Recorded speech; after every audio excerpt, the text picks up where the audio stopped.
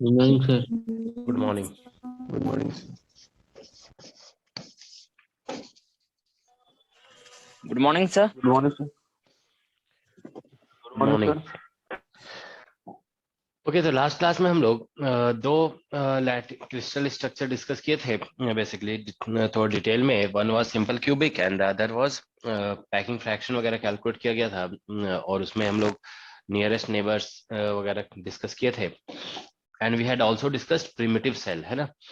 तो simple cubic का तो primitive simple cubic crystal structure है अगर, तो उसका प्रिमिटिव तो सिंपल क्यूबिक ही होता है, ठीक है ना.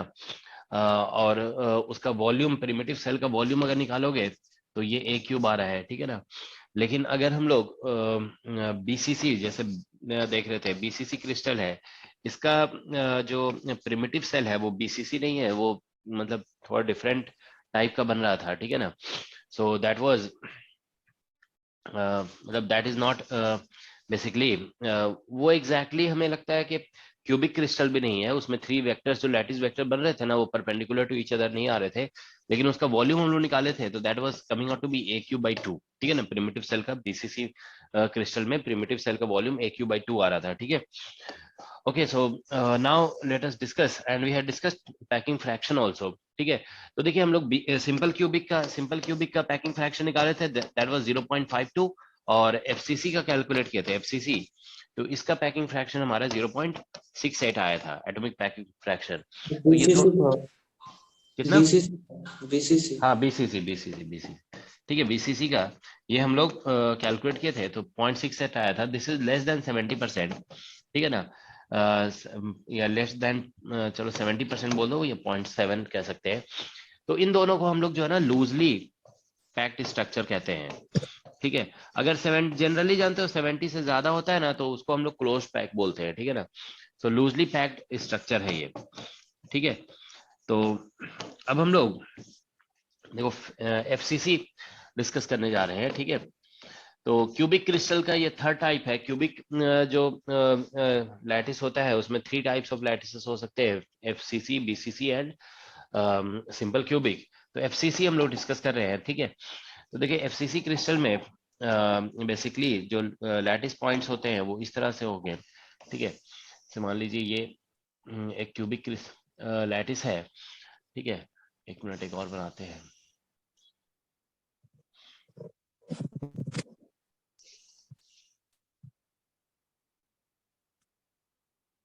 ये है, ठीक है. सो नाउ लेट अस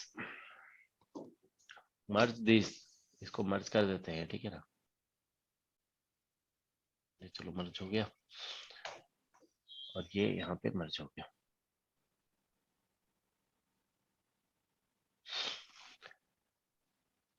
ओके, सो एक और ड्रॉ कर लेते हैं, ठीक है.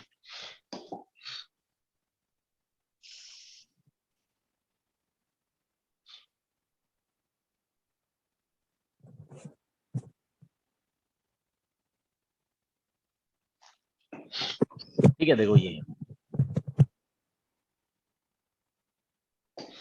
इस तरह का सिचुएशन है, ओके. तो नीचे ले आते हैं. तो ये आप देखिए कि एक क्यूबिक लैटिस दिख रहा है, क्यूबिक लैटिस, ओके. अगर इसके लैटिस पॉइंट्स हम लोग यहाँ पे बनाते हैं, देखिए ये जैसे लैटिस पॉइंट्स हैं, सॉरी ये,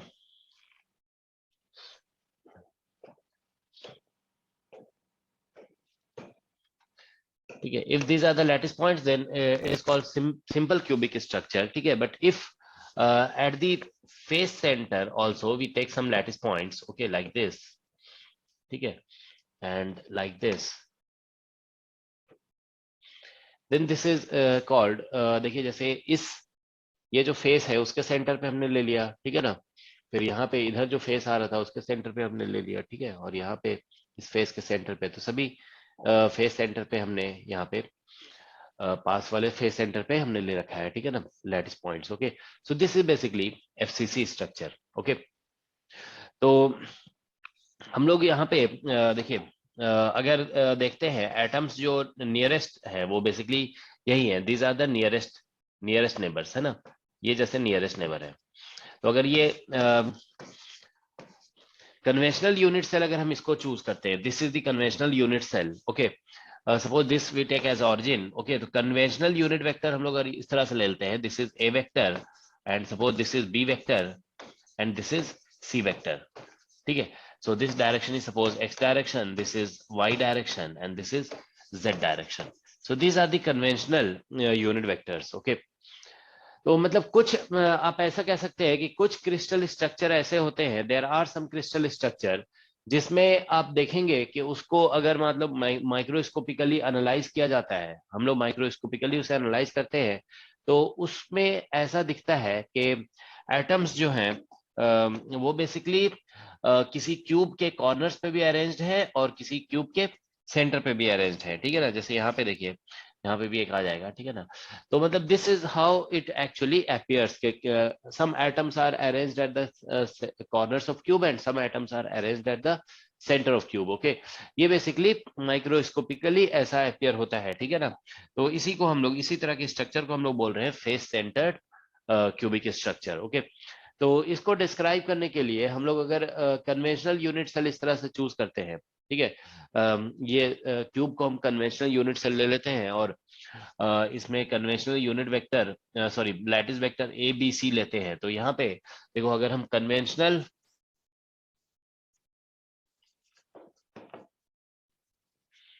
यूनिट सेल, ठीक है ना, कन्वेंशनल यूनिट सेल मतलब यूनिट सेल तो आप जानते हो ना कई टाइप का होता है। तो एक हम कन्वेंशनल यूनिट सेल जिसमें मतलब जो इजी टू डिस्क्राइब है वो अगर हम क्यूब लेते हैं, ठीक है ना, ये क्यूब, तो इसमें आप जो यूनिट सॉरी लैटिस वेक्टर्स होंगे, कन्वेंशनल लैटिस वेक्टर्स, ठीक है, लैटिस वेक्टर्स, वो बेसिकली हम लोग A is equal to A I cap और फिर बी इज इक्वल टू, ठीक है ना, B is equal to B sorry A J cap और C is equal to A K cap, हम लोग conventional lattice vectors A B C इस तरह से ले सकते हैं, ठीक है ना।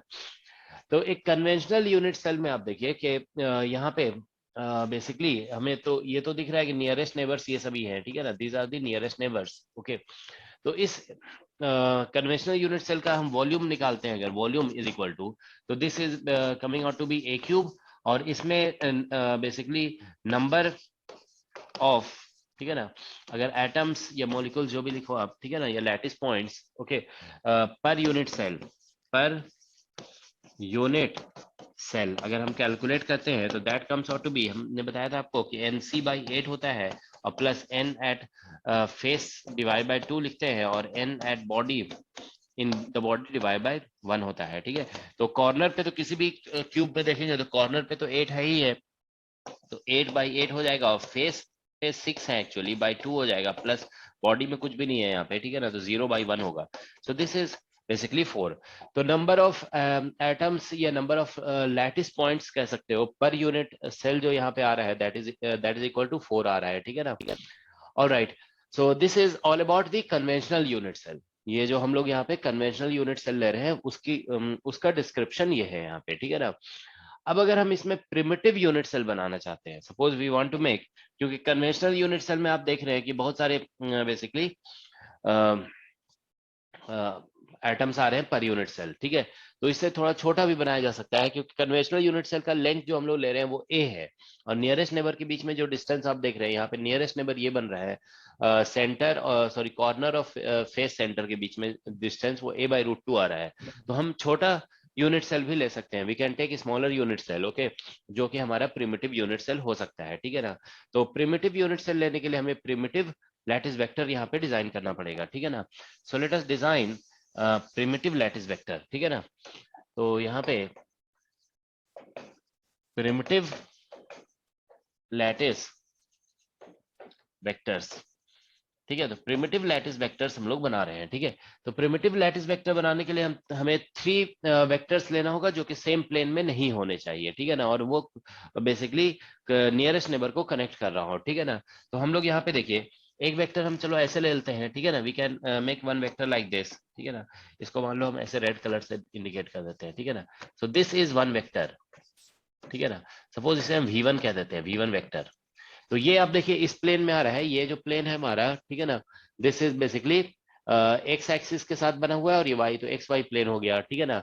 एक हम लोग रेड पेन सही विजुअल नहीं हो रहा। रेड पेन से नहीं दिख रहा है, आप समझ जाओगे, ठीक है।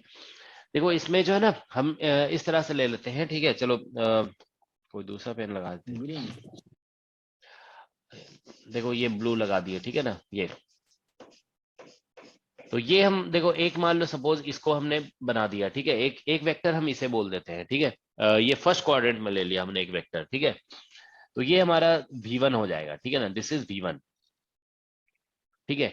तो ये एक प्लेन में आ रहा है, आप देख रहे हो V1 वेक्टर हम इसे कह रहे हैं, दिस इज V1 वेक्टर, ठीक है ना। तो ये हमारा एक्स वाई प्लेन में है। अब हम एक XZ प्लेन में ले लेंगे, ठीक है ना। Will take one in XZ plane. तो XZ प्लेन में आप ऐसे ले सकते हो, देखो ये हमारा, देखिए जैसे सॉरी YZ में ले लेते हैं। तो ये आप देखिए कि Y है और ये Z है, तो एक वेक्टर हमने ऐसे बना दिया मान लो, ठीक है। तो इसे हम बोल देते हैं V2 वेक्टर। ये शॉर्टेस्ट, देखो नियरेस्ट नेबर के बीच में डिस्टेंस है, ठीक है ना। तो ये हमारा बेसिकली V2 हो जा रहा है, ठीक है ना। अब आप देखिए यहाँ पे बेसिकली ये V2 हो गया, और एक हमें और बनाना है, that should be in some other plane, है ना। तो जैसे ये देखिए ये Y और Z में है, ये Y डायरेक्शन और ये Z डायरेक्शन है। एक हम बना देते हैं इधर, देखो इस डायरेक्शन में, ये हमारा, ठीक है ना। ये तीन जो है ना, ये V3 देखिए हम बना रहे हैं।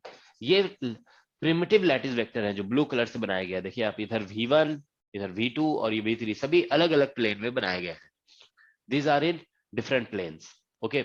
तो प्रिमिटिव लैटिस वेक्टर्स जो हम बना रहे हैं ना, वेक्टर्स, ये हमारा V1 है। तो V1 आप देखिए लिखेंगे, तो जैसे देखिए ये कॉर्नर पे है, बिल्कुल एक्स वाई प्लेन के कॉर्नर पे। तो इसका कोऑर्डिनेट जो होगा ना, इसका कोऑर्डिनेट आप लिखेंगे अगर, देखिए इस पॉइंट का कोऑर्डिनेट आप लिखोगे ना, तो इधर एक्स के अलोंग हाफ है और वाई के अलोंग भी हाफ है। इसका कोऑर्डिनेट हो जाएगा a/2, ठीक है ना। a/2 कॉमा a/2 और कॉमा 0, ये इसका कोऑर्डिनेट होगा। तो फिर पोजीशन वेक्टर लिखने के लिए बस कोऑर्डिनेट तो यूज करते हैं। जैसे मान लो ये एक्स वाई जेड है, तो एक्स आई कैप लिखते हैं, वाई जे कैप लिखते हैं, जेड के कैप लिखते हैं। तो यहाँ पे बस ऐसा ही आ जाएगा, a/2 हो जाएगा कॉमन, और ये हो जाएगा आई कैप प्लस जे कैप, और के कैप तो 0 हो गया। फिर दूसरा प्रिमिटिव वेक्टर जो होगा, ठीक है ना, ये हमारा देखिए वाई जेड प्लेन में है, तो इसका भी मिड पॉइंट है ना, ये सेंटर का मिड पॉइंट है। तो यहाँ पे भी बेसिकली a/2 करके आएगा, ठीक है ना। तो a/2, ये वाई जेड प्लेन है ना, वाई जेड प्लेन में है, तो एक्स कोऑर्डिनेट यहाँ 0 सर होगा। तो V3 तो सेम प्लेन में हो जाएगा ना V2 के? क्या कह रहे हो? सर V3 तो सेम प्लेन हो जाएगा सर वाई V2 के। सर V2 भी YZ में है, हमें तो सर X और Z में लेना है ना हाँ चलो थर्ड ले लेंगे, ठीक है ना, वो ले लेंगे, वेक्टर। ठीक है ना। तो देखो यहाँ पे दिस इज बेसिकली ये हमारा ये एक्स वाई में हमने लिया है यहाँ पे, और ये हमारा वाई जेड में हम ले रहे हैं इसे, तो जे प्लस के हो जाएगा, ये जे प्लस के, ठीक है ना। जैसे इसके इसके कोऑर्डिनेट्स आप लिखोगे ना, इस पॉइंट का कोऑर्डिनेट देखिए, इस पॉइंट का कोऑर्डिनेट जो आ रहा है, दिस इज 0 और a/2 होगा और a/2 होगा, ठीक है ना। That's what we are getting, okay. तो ये आ रहा है। अब हम लोग यहाँ पे V3 थर्ड जो लिखेंगे यहाँ पे, तो हम लोग किसी दूसरे प्लेन में XZ प्लेन में ले लेंगे, ठीक है ना। तो XZ प्लेन में तो वो हमको, क्यूब बनाया नहीं है सर आपने, मतलब वो जो अरे गैप वो है लिख ना देंगे, सर। अभी रुको ना, इतना बताने की जरूरत नहीं है, ठीक है ना। वो लिख देते हैं, ठीक है ना। सही तो है सर, फिर पीछे वाला फेस पे लेना है, ठीक है ना। पीछे जो फेस है। तो देखो यहाँ पे हमको बस थोड़ा सा देख लेना, हम वो तो बोल ही रहे थे, ठीक है ना, कि दूसरे प्लेन में लेना है, ठीक है ना। वो बन गलती से हो गया, ठीक है। ये इरेज थोड़ा नहीं हो रहा है, ठीक है ना। तो इरेज करने से जानते हो बहुत कुछ इरेज हो जा रहा है, पता नहीं। ये देखो ये पूरा क्यूब ही इरेज हो जा रहा है। चलो इरेज कर देते हैं, वैसे क्यूब फिर से बनाना पड़ेगा यहाँ पे, सर ठीक ब्लैक है। वाला मार्कर चला दो उसी पे। अच्छा ये भी सही है, ठीक है। ब्लैक, लेकिन ये कलर थोड़ा ब्लू जैसा है, एक मिनट कोई रुको, बात नहीं सर, समझ लेंगे उतना। ठीक है। इसमें कलर भी आ जाता है,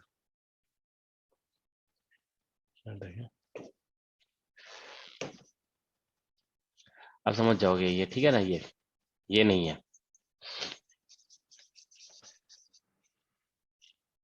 ठीक है। तो ये है, ठीक है। तो बेसिकली तो यहाँ पे देखो क्या है, हमारा एक तो एक्स वाई प्लेन में हो गया और एक एक्स वाई जेड में, और एक हमें एक्स जेड में लेना है, ठीक है ना। तो एक्स जेड में एक ले लेते हैं, ठीक है। तो देखो ये जैसे हमारा एक्स डायरेक्शन है, ठीक है ना, और ये हमारा जेड डायरेक्शन है, तो ये वाला जो ऊपर में प्लेन दिख रहा है ना, अगर इस पे भी हम ले लें, यहाँ पे अगर एक पॉइंट लेंगे, यहाँ पे जैसे ये वाला पॉइंट है, देखो यहाँ पे जो है ना, ये पॉइंट यहाँ पे जो इस ये जो बेसिकली प्लेन है ना, उसके सेंटर पे अगर हम एक पॉइंट ले लेते हैं, तो इसका कोऑर्डिनेट आप लिखोगे ना, तो ये एक्स जेड में आ जाएगा, ठीक है। तो that will be actually equal to यहाँ पे v3a/2, और ये हो जाएगा हमारा i cap plus k cap. तो ये इसके लैटिस वेक्टर्स हो जाएंगे, ठीक है ना। So these are the lattice vectors, okay. तो ये प्रिमिटिव लैटिस वेक्टर्स होंगे, क्योंकि ये नियरेस्ट नेबर्स को कनेक्ट कर रहा है, ठीक है ना। तो ये थर्ड पॉइंट जो है ना, वो बेसिकली ऐसे बन जाएगा यहाँ पे, ये बेसिकली यहाँ से ऐसे, देखो ये ऐसे बन रहा है, ये ऐसे, ठीक है ना। तो इस तरह देखिए, एक हमें दिख रहा है यहाँ पे एक्स वाई प्लेन में, ठीक है ना, और एक हमें दिख रहा है, ये हम सब एक ही क्यूब में बना दिए हैं, ठीक है ना। इसको जानते हो, थोड़ा सा बेटर दिखाने के लिए, जानते हो, मतलब आप देखोगे बुक्स में जो है ना, अलग अलग क्यूब में दिखा दिया जाता है, ठीक है। तो उससे थोड़ा सा वो देखने में थोड़ा ये अच्छा लगता है, ठीक है ना, वो थोड़ा इजिली विजुअलाइज होता है, ठीक है ना। तो चलो ठीक है, आप समझ जाओगे, ये जो है ना एक एक्स वाई प्लेन में है, और एक हमारा वाई जेड प्लेन में है, और एक एक्स जेड प्लेन में है, ठीक है। तो अब यहाँ पे वॉल्यूम ऑफ प्रिमिटिव सेल निकालोगे ना, वॉल्यूम ऑफ प्रिमिटिव, मेन आपको समझना है कि आप 3 वेक्टर्स ले रहे हैं, वो तीनों एक प्लेन में नहीं होना चाहिए, ठीक है। आप इसको चाहे शो किसी भी तरीके से करें। तो वॉल्यूम ऑफ प्रिमिटिव सेल, ठीक है ना। तो प्रिमिटिव सेल का अगर हम वॉल्यूम निकालते हैं, तो दिस एक्चुअली लास्ट क्लास में बताया गया था, तीनों का स्केलर प्रोडक्ट करते हैं हम लोग, V1 डॉट और यहाँ पे V2 क्रॉस V3 ऐसे करना होगा, ठीक है ना। तो ये आप लिखेंगे, तो यहाँ से देखिए इसको आप डिटर्मिनेंट फॉर्म में लिख दो, तो इन तीनों को मल्टीप्लाई करने से a क्यूब और बाई 8 आ जाएगा। और आप डिटर्मिनेंट फॉर्म में लिखेंगे ना, तो फर्स्ट वेक्टर के कंपोनेंट्स लिखेंगे ये, तो ये 1 1 और 0 हो जाएगा। फिर सेकंड वेक्टर कंपोनेंट लिखोगे 0 1 1 होगा, और थर्ड वेक्टर कंपोनेंट यहाँ से लिख रहे हैं तो 1 0 1 होगा, ठीक है। तो ये बेसिकली आ रहा है, ओके। तो इसमें फिर से आप ऐसा करिए कि इसमें हम ये कॉलम वाला ऑपरेशन लगा देते हैं इसमें, ये चलो ठीक है, ऐसे ही डायरेक्ट इवेलुएट कर लेते हैं, ठीक है ना। तो ये a क्यूब, देखो a क्यूब और बाई 8 निकल रहा है, और इसको आप कैलकुलेट करोगे ना, so you will expand along first row, तो 1 इंटू, और इसे देखो leave this column this row, ठीक है ना। तो ये इधर से आ जाएगा 1 माइनस 0, ठीक है, फिर माइनस, ठीक है 1, और यहाँ पे you are leaving this column and this row, ठीक है ना। तो ये बेसिकली -1 यहाँ पे आ जाएगा, ठीक है ना, 0 -1 है सब, ठीक है। तो बेसिकली ये 2 आ रहा है यहाँ से, ठीक है। तो 2 से ये कैंसिल होगा ना, तो this will be equal to a cube by 4 आ रहा है, ठीक है।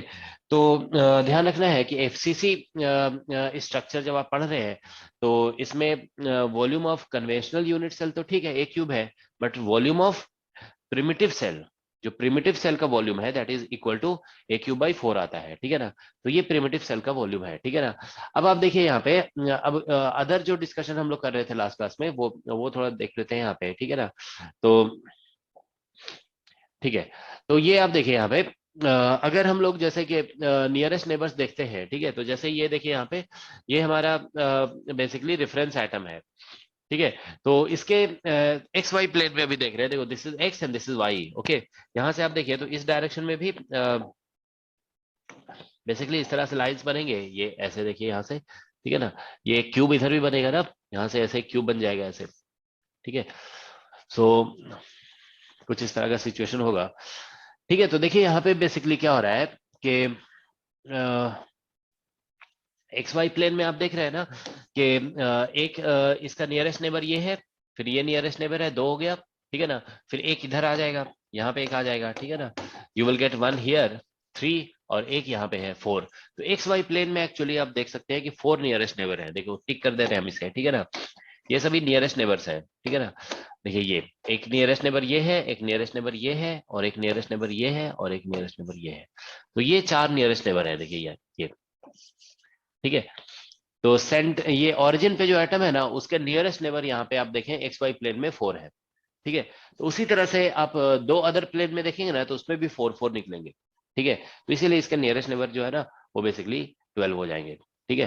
तो ये प्रिमिटिव सेल का वॉल्यूम हो गया, और अदर जो इन्फॉर्मेशन है वो अगर हम लिखते हैं इसमें, तो नियरेस्ट नेबर्स, ठीक है ना, तो वो बेसिकली 12 है, ठीक है। और डिस्टेंस डिस्टेंस जो नियरेस्ट नेबर का निकाल रहे हैं तो वो a/√2 निकलेगा, ठीक है ना, क्योंकि ये फेस डायगोनल का हाफ है, तो फेस डायगोनल तो इसमें a√2 होगा, उसका हाफ करोगे तो a/√2 आ रहा है। तो distance between nearest neighbour is this, and next, अगर हम नेक्स्ट नियरेस्ट नेबर निकालते हैं, नेक्स्ट नियरेस्ट नेबर, तो नेक्स्ट जो एटम है ना, देखिए आप यहाँ पे पहले तो फेस सेंटर वाला ये आ गया, अब नेक्स्ट जो है वो बेसिकली कॉर्नर वाला है, तो कॉर्नर वाला तो फिर वो सिंपल क्यूबिक जैसा हो गया ना, तो मतलब सिंपल क्यूबिक में वही ये सेंटर वाला एटम नहीं होता था, वो कॉर्नर का एटम होता था। तो सिंपल क्यूबिक का जो नियरेस्ट नेबर है ना, वो ध्यान रखेंगे बीसीसी और एफसीसी का नेक्स्ट नियरेस्ट नेबर है। तो सिंपल क्यूबिक में नियरेस्ट नेबर हम लोग 6 डिस्कस किए थे ना, तो इसमें नेक्स्ट नियरेस्ट नेबर जो है ना वो 6 है बेसिकली, ठीक है। तो हमेशा ध्यान रखेंगे कि एफसीसी का और बीसीसी का next nearest neighbour simple cubic का जो नियरेस्ट नेबर है उसी के इक्वल है, ठीक है। तो यहाँ पे डिस्टेंस जो यहाँ पे आ रहा है that is equal to a आ रहा है, ठीक है। तो ये आ गया। पर थर्ड तो नियरेस्ट भी पूछ सकता है क्या? थर्ड नियरेस्ट पूछेगा तो फिर एनालाइज करके बताओगे और क्या, ठीक है। इतना ज्यादा लेकिन पूछा नहीं जाता है, ठीक है। वो हमें भी पता नहीं है थर्ड नियरेस्ट नेबर, ठीक है, वो हम लोग फिर एनालाइज करके बता सकते हैं। ये थर्ड नियरेस्ट नेबर फिर ये हो जाएगा ना, यहाँ पे जो एटम है डायगोनल डायगोनल वाला, डायगोनल ठीक है ना। तो वो भी हमें लगता है कि देखो बेसिकली एक प्लेन में आप देखोगे ना यहाँ पे, तो देखो जी ये जैसे यहाँ पे है और फिर ये यहाँ पे आ रहा है, ठीक है ना। तो एक इधर आएगा, फिर एक इधर आएगा, फिर एक इधर आएगा, एक इधर आएगा, तो एक ही प्लेन में 4 आ जाएंगे, ठीक है ना। तो उसी तरह से फिर 2 अदर प्लेन में भी 4 आ जाएंगे, तो 12 हो जाएगा, नेक्स्ट नियरेस्ट नेबर भी 12 होगा इसमें, ठीक है। वो आप एनालाइज करके बता सकते हैं कि फेस डायगोनल पे, ये जो फेस डायगोनल पे ये पॉइंट है ना, वो नेक्स्ट नियरेस्ट नेबर। तो इस तरह से इस एक्स वाई प्लेन में यहाँ पे एक कॉर्नर पे आएगा, एक इधर आएगा, एक इधर आएगा, ठीक है। तो इस तरह से 4 तो हो ही जाएंगे, ठीक है ना। तो फिर सभी वाई जेड प्लेन और जेड एक्स प्लेन में भी 4 आएंगे, तो 12 हो जाएगा, ठीक है। तो थर्ड नियरेस्ट नेबर 12 हो जाएगा, ठीक है। ऑलराइट, तो ये निकल गया। सर वो क्या हुआ? नियरेस्ट नेबर का जो डिस्टेंस है सर a/√2, ये तो सर डायगोनल का डिस्टेंस है ना?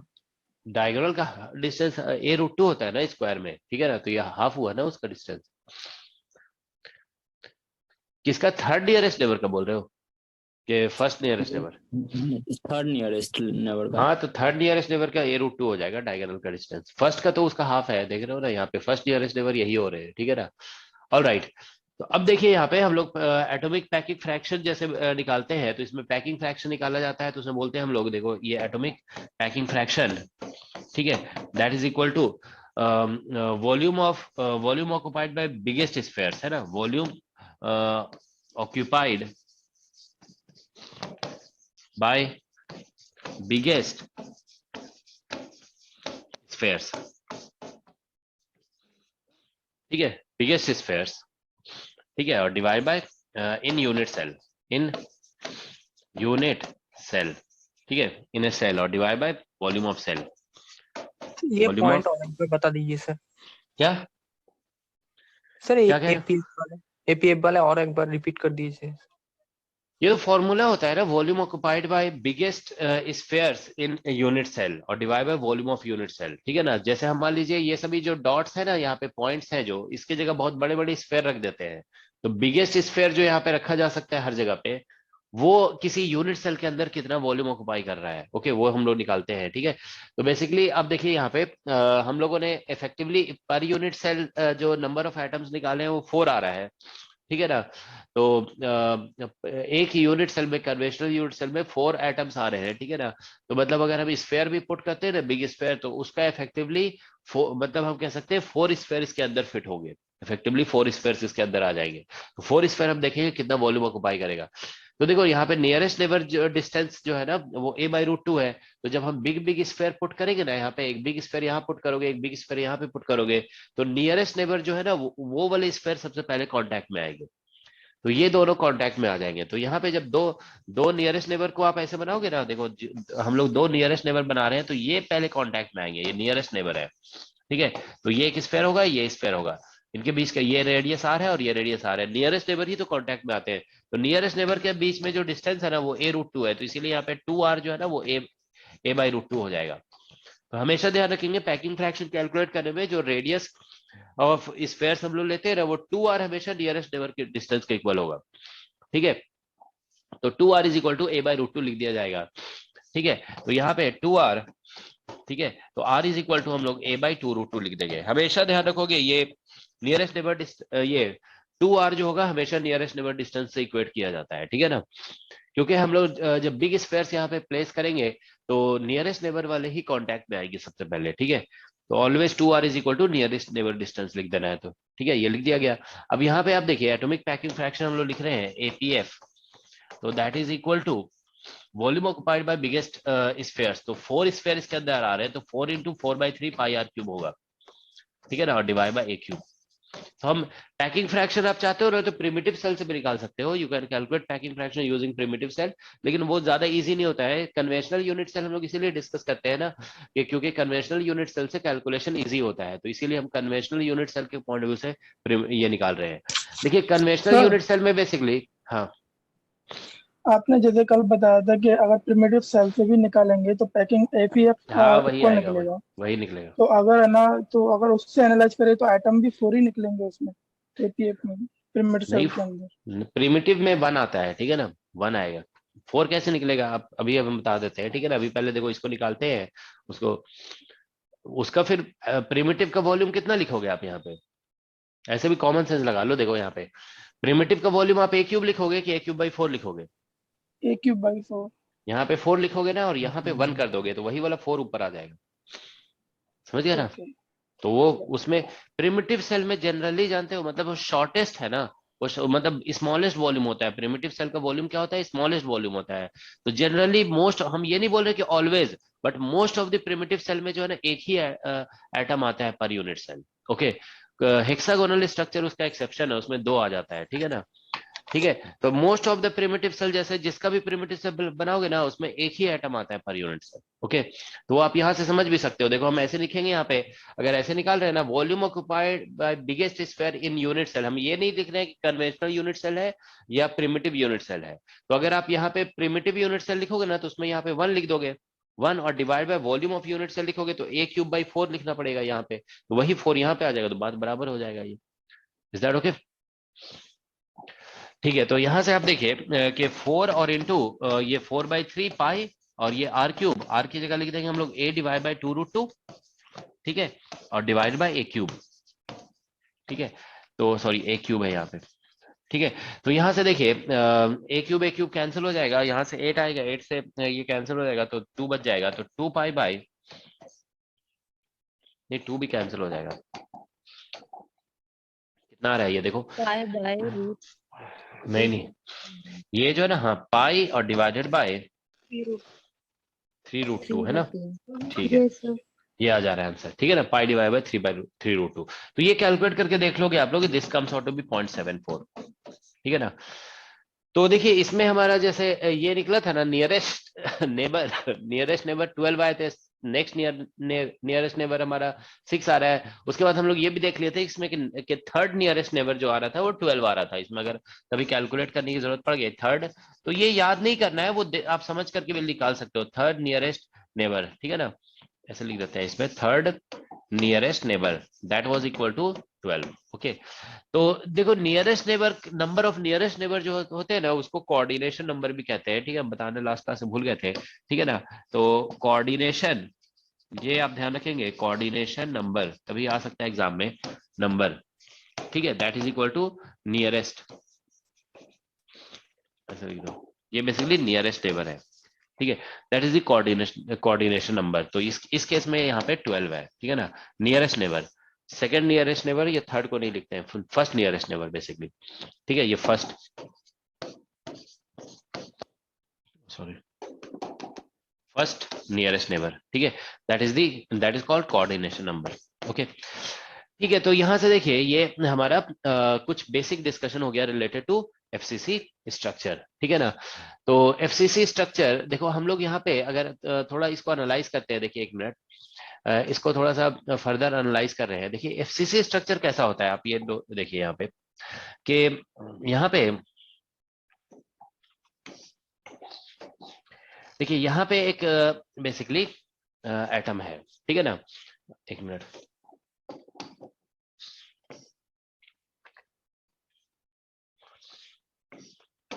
ठीक है। देखो ऐसा है कि यहाँ पे सेंटर पे एक एटम है, यहाँ पे है, यहाँ पे है, ठीक है ना, यहाँ पे और यहाँ पे है, ठीक है, इस तरह का सिचुएशन है। तो यहाँ पे अगर हम बिगेस्ट आइटम्स प्लेस करेंगे ना, तो ये दोनों कांटेक्ट में आ जाएंगे, ये मतलब ये जो सेंटर का आइटम है वो इन चारों के साथ कांटेक्ट में आ जाएगा, ठीक है ना। तो इस तरह का सिचुएशन है। अब आप देखिए नेक्स्ट जो यहाँ पे पुट किया जाएगा, नेक्स्ट, ठीक है। तो नेक्स्ट देखिए, ये जो फेस है इसके सेंटर पे एक एटम आएगा यहाँ पे, फिर ये सभी कॉर्नर्स पे आएंगे, ठीक है ना, फिर इसके फेस पे आएगा ये एटम, ठीक है ना। तो फिर इसके फेस पे आ जाएगा एक एटम, ठीक है ना, इस तरह से। फिर एक जो बिहाइंड का फेस है उस पे एक एटम आ जाएगा, ठीक है ना। तो ये सिचुएशन है यहाँ पे। तो इसमें अगर आप विजुअलाइज करो ना कि व्हाट काइंड ऑफ अरेंजमेंट है, तो आप ऐसे देखिए यहाँ पे, एक मिनट, कि जैसे ये सेंटर का एटम जो है, इसको अगर हम बिगेस्ट एटम ले लेते हैं, ठीक है ना, बिगेस्ट स्फीयर, इसको भी बिगेस्ट स्फीयर लेंगे, ठीक है। तो यहाँ पे देखो क्या हो रहा है बेसिकली, कि ये जो सेंटर का स्फीयर है वो इन सभी के साथ कांटेक्ट में होगा। These this center sphere is in contact with these, okay। तो अगर आप ऐसे विजुअलाइज करें कि देखिए जैसे एक एटम है वो चार एटम के साथ कांटेक्ट में है, ठीक है ना। देखिए ऐसा है सिचुएशन कि ये जो है ना इधर से एक कांटेक्ट में है, ठीक है। फिर क्या बोलते हैं, ये इधर से किसी एटम के साथ कांटेक्ट में है, फिर इधर से किसी एटम के साथ कांटेक्ट में है, ठीक है ना, ऐसे यहाँ से, ठीक है ना, ये इस तरह से कांटेक्ट में, या फिर ये इस तरह से इधर से कांटेक्ट में है, ठीक है ना। तो ये सिचुएशन है, तो ये इन सभी के साथ कांटेक्ट में है, ठीक है ना। तो देखो यहाँ पे बेसिकली जब इसके बीच में कांटेक्ट बनेगा ना, और इसके बीच में कांटेक्ट बन रहा है इस तरह से, ये इस तरह से कांटेक्ट बन रहा है, तो ये स्फेयर्स है ना, 3D में है स्ट्रक्चर। तो बेसिकली यहाँ पे जो है ना, बेसिकली एक डिप के जैसा बनेगा, there will be a dip over here, ठीक है। और यहाँ पे बेसिकली इस तरह से, बेसिकली यहाँ पे थोड़ा सा, मतलब ऐसा कहते हैं ना कि थोड़ा सा स्पेस जैसा होगा यहाँ पे, okay, there will be some space. तो आप देखिए ये जो यहाँ पे पुट किया जा रहा है ना, ये बेसिकली तो ये आप नोटिस करिए कि ये जो है ना उसी डिप के ऊपर होगा, मतलब ये जो मतलब डिप्रेशन होगा, थोड़ा सा स्पेस वॉइड जिसको बोलते हैं, ये उसी वॉइड के ऊपर होगा, ठीक है ना, दिस वन, ठीक है। ये बेसिकली ये जो आएगा ना यहाँ पे, बेसिकली यहाँ पे इन सभी के बीच में एक वॉइड जैसा आएगा यहाँ पे, ठीक है। जैसे यहाँ पे, जैसे ये दोनों तो कांटेक्ट में नहीं है ना, तो यहाँ पे एक वॉइड जैसा है, ठीक है ना, उसी वॉइड के ऊपर है ये बेसिकली, ठीक है। दिस इज अबव दैट, क्योंकि ये दोनों आपस में कांटेक्ट में होगा ना, ये इनके बीच में कांटेक्ट होगा, इनके बीच में कांटेक्ट होगा, ठीक है ना, इन दोनों के बीच में कांटेक्ट होगा। तो ये जो बेसिकली जो है ना उस वॉइड के ऊपर होगा, यहाँ पे जो वॉइड बन रहा है ना यहाँ पे, ठीक है ना। तो इसके इसके बीच में कांटेक्ट है यहाँ पे, देखो इस तरह से, ठीक है। तो it is above that void, okay. अब देखो फिर बेसिकली यहाँ पे इन सभी में आपस में कांटेक्ट है, ठीक है। तो पे इन दोनों के बीच में, इनके बीच में कांटेक्ट नहीं होगा साइड वाइज, क्योंकि नियरेस्ट नेबर ये है ना, तो इसके बीच में कांटेक्ट नहीं होगा। तो फिर बेसिकली क्या होगा कि यहाँ पे बीच में एक वॉइड क्रिएट होगा, ठीक है ना। तो बेसिकली जानते हो इसमें सिचुएशन ऐसा होता है, देखो ये एफसीसी स्ट्रक्चर जो है ना, अगर आप इसको 3 डायमेंशन में एनालाइज करते हो ना, if you analyse it in 3 dimension, तो बेसिकली कुछ इस तरह का सिचुएशन आता है। देखिए जैसे हम इसको इस तरह से देख रहे हैं कि ये एक लेयर ऑफ एटम्स है, ठीक है ना, ये एक लेयर ऑफ एटम्स है, ठीक है। तो अब यहाँ पे बेसिकली इनके बीच में देखो इस तरह से ये लेयर ऑफ एटम्स है, तो सेकेंड लेयर जो है ना यहाँ पे ऐसे, इसके ऊपर का लेयर जो आएगा वो यहाँ पे आएगा, ठीक है ना, इस तरह से। तो इसको लेयर ए अगर हम बोलते हैं, तो ये लेयर बी कहलाएगा, ठीक है ना, लेयर बी। और फिर इसके बाद एक थर्ड लेयर बनता है, ठीक है ना, देयर इज थर्ड लेयर, ठीक है, there will be a third layer, जो बेसिकली देखो थोड़ा सा ये इससे क्लियर नहीं हो रहा है, मतलब हम बेसिकली बताना चाह रहे थे कि इसमें जो अगर आप जैसे आप देखिए बेस का एक लेयर है, फिर ये जो फेस वाले लेयर, फेस सेंटर पे जो पॉइंट बन रहा है ना वो एक लेयर होगा, फिर ये जो है ना बेस फिर ये एक लेयर होगा, ठीक है ना, इस तरह से। तो बेसिकली यहाँ पे जो स्टैकिंग होगी, ठीक है ना, तो ये basically A B C stacking कहलाती है, this is called ABC stacking, okay. ये बेसिकली हम बताना चाह रहे थे आपको, ठीक है। सर यस, जो सिचुएशन सर नीचे में अरेंजमेंट जैसा है, हाँ। वही सेम सिचुएशन सर ऊपर के फेस पे भी होगा। हाँ वही सिचुएशन है। अच्छा तो मतलब आप ये कह रहे हो कि AB स्टैकिंग हो रही है ना? यस सर, फिर ऊपर भी एक वॉइड बनेगा जो कि फेस का जो एटम मैंने रखा है सेम उस वॉइड में भी फिट आ जाएगा। अच्छा देखने में तो ऐसे लग रहा है कि ये इसके ऊपर ये आ गया है ना, तो ये ऐसा लग रहा है कि ए बी ए, अगर इसको ए बोलते हैं इस लेयर को, अगर हम बी बोल देते हैं तो फिर ये ए आ रहा है ना। It is looking yes like sir, A B, अच्छा ए बी स्टैकिंग आ रहा है, ठीक है। सर वो फेस डायगोनल के अलोंग लेते हैं तो आती है बीसी स्टैकिंग। चलो ठीक है, उसका जानते हो हम एक 3D मतलब आपको एनिमेशन वगैरह दिखा करके जो है ना वो दिखा देंगे। यहाँ से जानते हो बनाना थोड़ा यस मुश्किल हो रहा है, ठीक है ना। वो एनिमेशन से थोड़ा हम लोग कुछ एनिमेशन हमने मतलब डाउनलोड कर रखे हैं, ठीक है ना, तो वो हम आपको दिखा देंगे, ठीक है ना। तो ठीक है, तो ये जानते हो एफसीसी का बेसिकली हमारा बेसिक डिटेल्स हो गया। अब हम लोग इसमें बस एक प्रिमिटिव यूनिट सेल हम आपको बना के दिखा दे रहे हैं कि इसमें प्रिमिटिव यूनिट सेल कैसा बनेगा, ठीक है। तो देखो यहाँ पे प्रिमिटिव यूनिट सेल इन एफसीसी। वॉल्यूम याद रखोगे, प्रिमिटिव यूनिट सेल का जो वॉल्यूम आ रहा है ना, that is coming out to be a³ by 4, okay, that can be asked in exam, okay. तो प्रिमिटिव यूनिट सेल इसमें बनाने के लिए देखो फिर से हम एक बार ये हमें क्यूब्स बनाने पड़ेंगे, ठीक है ना, तो इससे थोड़ा इजी हो जाता है, ठीक है। ये एक थोड़ा इस बार हम जो वेक्टर लेंगे ना वो थोड़ा डिफरेंट वे में ले लेते हैं, ठीक है ना। तो एक क्यूब ये हो गया, और एक क्यूब ये है, और एक क्यूब ये है। सर लास्ट स्लाइड दिखा दीजिए। एक मिनट, इसमें सर तो आपने देखो अभी नंबर ऑफ स्फीयर कैसे कैलकुलेट किया सर? 4। ये यहाँ कैलकुलेट किया ना, ये यहाँ से, ये तो बेसिकली लास्ट क्लास में डिस्कस किया गया था ना। देखो जो कॉर्नर पे एक एटम होता है that is shared by 8 cubes actually. ये लास्ट क्लास में बता रहे थे कि नहीं बता रहे थे कि कॉर्नर का एक यस एटम सर, जो है वो 8 के साथ शेयर होता है, तो इसीलिए कॉर्नर को 8 से डिवाइड करते हैं। और फेस का जो होता है, जैसे ये क्यूब है तो उसके नीचे एक और एक, बस एक ही क्यूब आ सकता है ना, तो जो फेस पे यहाँ पे होगा वो बेसिकली 2 क्यूब में शेयर होगा, इसमें और इसके नीचे वाले में। तो फेस वाले को 2 से डिवाइड करते हैं, ठीक है ना। और बॉडी के अंदर जो आ गया वो किसी से शेयर नहीं होगा, तो बॉडी वाला बस एक ही क्यूब के साथ शेयर होता है, तो इसीलिए 1 से डिवाइड कर देते हैं। तो ये 8 कॉर्नर है तो 8 यहाँ पे एटम्स है ना, तो 8/8 हो गया, 1 आ जाएगा। और क्यूब में 6 फेसेस होते हैं ना, तो हर फेस पे एक, अब देख रहे हो फेस सेंटर में, हर फेस के सेंटर पे एक एटम है इस तरह से, तो 6 फेसेस हैं तो 6, तो इस तरह से 6 एटम हो गया ना यहाँ पे, तो 6/2 कर दिए, तो ये यहाँ से हमारा 4 आ गया, ठीक है। तो ये सब बहुत स्टैंडर्ड है, क्लास 12th में स्टूडेंट केमिस्ट्री में पढ़ते हैं सब, ठीक है।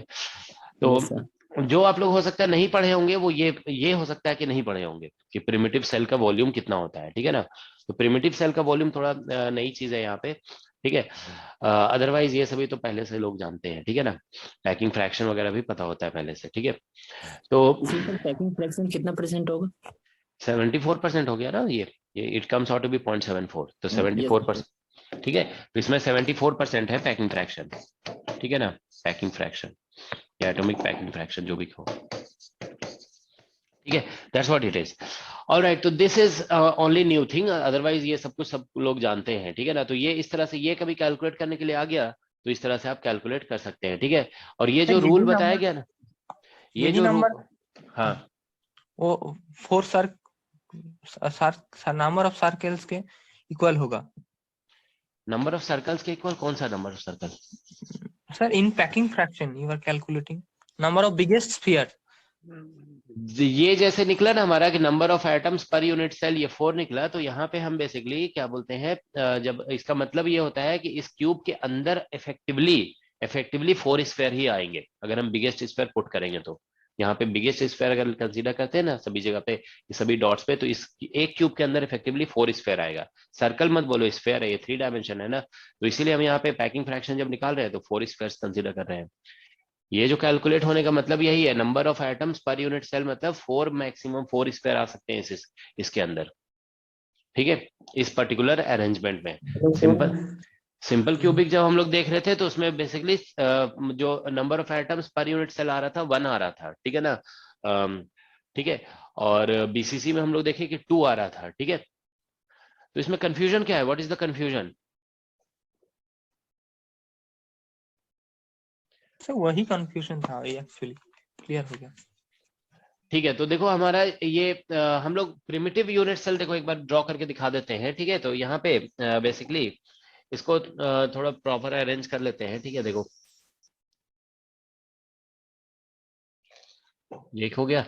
हम लोग देखो ओरिजिन अगर लेंगे ना, सपोज करो यहाँ पे हम ओरिजिन लेते हैं यहाँ पे, तो एक हम क्यूब इधर दिखा देंगे, एक हमें वेक्टर इजीली दिखना चाहिए, इसलिए हम ऐसा सोच के बना रहे हैं कि कैसे हम अरेंज करें। एक क्यूब मान लो यहाँ ले लेते हैं, ठीक है ना, यहाँ पे, ठीक है। तो देखिए ये 3 क्यूब्स हैं, ठीक है ना। तो हम लोग यहाँ पे, एक मिनट, ठीक है। तो देखिए इसको हम ओरिजिन लेते हैं अगर, ठीक है ना, और तो यहाँ पे एक एटम होगा, ठीक है ना, there is an atom here, ठीक है। और एक एटम हम देखिए, इसका नियरेस्ट नेबर जो है ना, हम ये जो लोअर क्यूब है ना, इसका बिहाइंड वाला सरफेस ले रहे हैं यहाँ पे, देखो ये एक मान लो इसको ले लिए, ठीक है। तो ये वाला प्लेन जो है ना, देखिए ये हमारा इस डायरेक्शन में, और एक हम यहाँ पे ले लेते हैं, सपोज करो यहाँ पे।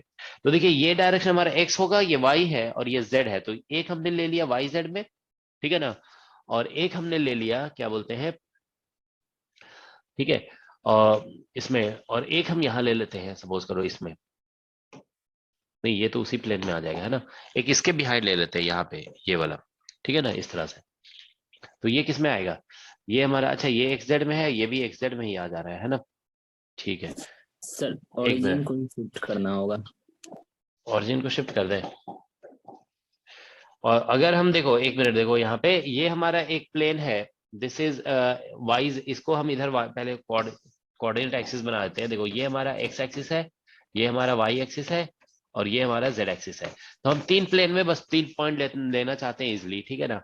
तो हम एक ऑरिजिन को बिना शिफ्ट किए भी किया जा सकता है। देखो यहाँ पे हम ऑरिजिन ले रहे हैं, ठीक है ना। तो एक हम वेक्टर ले लेते हैं, सपोज करो यहाँ पे, ठीक है ना। तो ये हमारा एक्स वाई प्लेन में एक आ जाएगा वेक्टर, ठीक है ना, इस तरह से। हम अलग अलग डायरेक्शन में थोड़ा अलग अलग क्यूब में एक वेक्टर बस एक क्यूब में दिखाना चाहते हैं, ठीक है ना, ताकि थोड़ा कैलकुलेशन इजी दिखे, ठीक है ना। एक हम ले लेते हैं, इस क्यूब में हमारा एक वेक्टर आ गया ना, अब हम इस क्यूब में लेंगे, ठीक है। तो इस क्यूब में अगर लेना चाहते हैं तो हम एक जो है ना, देखो यहाँ पे ले लेते हैं, ठीक है ना। तो ये हमारा देखो ऐसे बन जाएगा, ये वाई जेड प्लेन में आ जाएगा, ठीक है ना। This is in Y Z plane, ठीक है। और एक हम जो है ना, देखो इस वेक्टर का मिड में ले लेते हैं यहाँ पे, तो ऑरिजिन बिना ये ऐसा हो जाएगा, ठीक है ना, ये ऐसा। तो ये ठीक है, ये व्हाइट कलर से जो आपको दिख रहे हैं ना वेक्टर्स, तो इसको मान लो वेक्टर V1 बोल देते हैं। ये हमारा फर्स्ट बेसिकली प्रिमिटिव वेक्टर है ये, ठीक है, प्रिमिटिव लैटिस वेक्टर। ये हमारा मान लो V2 हो गया, दिस इज सपोज V2, और दिस इज सपोज V3 है, ऐसा लिया जा सकता है, ठीक है ना। तो हम तीनों क्यूब में एक एक वेक्टर लिए हैं, ठीक है ना, ताकि थोड़ा इजी लगे देखने में, ठीक है ना। तो that's what it is, okay. तो ये सभी देखो इक्वल लेंथ का है। तो अब हमें देखो इसमें बनाना है basically primitive lattice, okay, primitive unit cell. तो प्रिमिटिव यूनिट सेल जानते हो क्या होगा, एक पैरेलल पाइपेट बनेगा जो इन तीनों वेक्टर, ये तीनों वेक्टर एक प्लेन में नहीं है ना, देखो जैसे एक इस प्लेन में आ गया एक्स वाई प्लेन में, ये आप देखिए एक्स बिहाइंड वाले प्लेन में है, this is behind plane, okay. तो ये डायरेक्शन देखिए एक्स डायरेक्शन है, और ये जेड, तो ये एक्स जेड में है, ठीक है ना, तो बिहाइंड वाले प्लेन में है ये, ठीक है ना। तो ये एक्स जेड में आ गया, और ये आप देखिए वाई डायरेक्शन है, और ये हमारा जेड डायरेक्शन है, ये वाई जेड प्लेन में है। तो इसको बनाने के लिए जानते हो क्या करना है हमें, देखिए कि इसके पैरेलल एक लाइन यहाँ पे ऐसे ड्रॉ करते हैं, ठीक है ना। लेट अस इसको दूसरे कलर से बना देते हैं, ठीक है ना। तो इसके पैरेलल हम एक लाइन ड्रॉ कर रहे हैं, ठीक है ना, यहाँ पे ऐसे, देखिए ये ऐसे हो गया। और फिर हम इसके पैरेलल, देखिए ये लाइन इसके पैरेलल हो गया, और इसके पैरेलल एक लाइन यहाँ से ऐसे ड्रॉ कर देंगे, ठीक है ना, ये हो गया, ठीक है। और अब हम लोग यहाँ पे देखिए इसके पैरेलल एक लाइन ड्रॉ करना है यहाँ से ऐसे, देखिए ये हो गया, और इसके पैरेलल भी होना चाहिए, तो ये इस तरह से बन जाएगा, ठीक है ना। नाउ इसके पैरेलल एक लाइन ड्रॉ करते हैं यहाँ से, ये हो गया, और यहाँ से इसके पैरेलल ड्रॉ कर देते हैं, ठीक है ना, ये इसके पैरेलल ये हो गया। तो ये देखिए एक स्ट्रक्चर जैसा बन रहा है, ठीक है ना। अब हम लोग यहाँ पे देखिए इधर तो एक स्क्वायर जैसा दिख रहा है यहाँ पे, ठीक है ना, लेकिन इधर अभी नहीं दिख रहा है ना। सर तो किसके हम पैरेलल ड्रॉ कर रहे हैं लाइन? सभी जो वेक्टर्स बनाया हुआ है V1 V2 V3, ठीक है ना, V1 V2 V3 3 वेक्टर बना हुआ है ना यहाँ पे, देखो उसके पैरेलल ये जितने भी लाइंस आप देखो, ये लाइन इसके पैरेलल आपस में पैरेलल पैरेलल है कि नहीं है, ठीक है। V3 के पैरेलल ये लाइन है, और ये लाइन V2 के पैरेलल है, ठीक है ना। ये लाइन ये जैसे V1 है, तो V1 के पैरेलल ये लाइन है, ठीक है ना। तो मतलब दो दो साइड पैरेलल दिखना चाहिए, ठीक है ना, मतलब आपको पैरेललोग्राम ओके यहाँ पे सर। बनना चाहिए, ठीक है ना। अब जैसे यहाँ पे एक पैरेललोग्राम बनाना है, तो ये ऐसे करके आप एक लाइन ऐसे ड्रॉ कर दो, ठीक है, ये ऐसा हो जाएगा। और फिर इसके पैरेलल यहाँ पे ऐसे ड्रॉ कर देंगे, ठीक है ना। तो ये देखो इधर एक पैरेललोग्राम जैसा दिखने लगा, ठीक है ना। अब हम लोग यहाँ पे बेसिकली, ठीक है, तो ये 3D स्ट्रक्चर के ऐसा बस दिखाना है हमें, और क्या, ठीक है। तो यहाँ से एक मिनट, अगर हम यहाँ से देखिए, इधर एक स्ट्रक्चर ऐसे ज्वाइन करें अगर हम, ठीक है, ये हो गया। और फिर एक जो है ना यहाँ से बनेगा ऐसे,